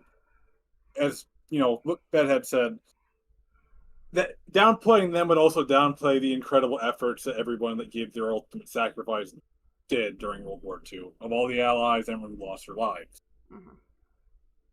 And yeah, that's a good note to end on, I think. I know that we were laughing and, like, jeering at, like, the worst things on the internet, but let's be so for real. Thank you for fighting that war to fight the Nazis and get rid of them, because it would, and I'm sorry that America has failed so badly in our education system that we think that communism is a worse threat. Like, it's so shitty and it's so awful. And if anyone falls into this little trap here of Wehrabooism or Wehraboo culture, just know that there are so much better ways to just behave and think and be. Be better. Everyone be better. Please. Because I don't want to see pregnant Anne Frank with Robert E. Lee ever again. And the only way that can stop is by people like you. So. Oh, God. And that is it, ladies and gentlemen. God. What have we learned today, Nick? Have we learned anything? Are we better people? I hope we did. I hope we learned something. Are we better people? I feel like we're not any better. Well, we're not. I'd say we're definitely better people, but we're not actively putting people in camp. True. So true. Let it be a solemn vow from Lazy Bedhead that I will never put you in a camp. Honestly, that would be a great politician runoff. In times like this with alligator Alcatraz, that'd be a great campaign slogan. I will never put you in a camp. Nick, thank you so much for joining me and being like an actual... I mean, we were both fucking around, but at least you were a voice of reason that actually knew what you were talking about. So. Oh, thank you for having me. This is my first time ever, like, actually being on YouTube. Yay! So this is fun. Yay! I like it. I hope your audience tolerate me at least. I think that you gave us quite interesting insight that I would have never gotten because I'm dumb and I don't know anything about nothing. So it's nice to have friends on that, you know what they're talking about. So that's great. Anytime. Yeah. I know that Nick doesn't have any social media, but as soon as he does, as soon as I indoctrinate him into becoming a YouTuber, y'all should support him. But I don't even know what I would do. But no, this was fun. This was an interesting rabbit hole to go down. It was awful because these people suck, but like it was fun. If you want to plug anything in, just send to So You Think You Can Fan In because they're a podcast. Go check out So You Think You Can Fan. I don't know if they want want to be tied to this. I don't know if this would be a good thing to tie them to. It doesn't matter. Fuck it. Fuck it. Kill 'em. I'll take the blame if anything. I think it's funny. It is funny. I hate everything about this. I'm sorry. You're welcome. If anything, we are arguably worse after seeing all that. Well, I'm sorry, guys. I'm sorry. Oh, this was fun, chat. Thank you for stopping by. Thank you for being here. Oh, that was not it. Hold on. There it is. There's the outro. Chat, we'll be back next week to stream something that is not talking about Nazis for 3 hours, but I appreciate that Nick was here to entertain it for however long it's been. Oh, God. I don't know what other streams we should do. What other rabbit holes you want to bring me down? Shit. I don't want to subjugate more people to like Togeaboo, dude. Should the Togeaboo stream be next, chat? Let me know. I would rather dip my feet in cement and sink than do that shit. I ain't doing that one. Guys, I love torturing Nick, and can't you tell? You are not forgiven. You know what? I deserve it. I do deserve it. Good night, everybody.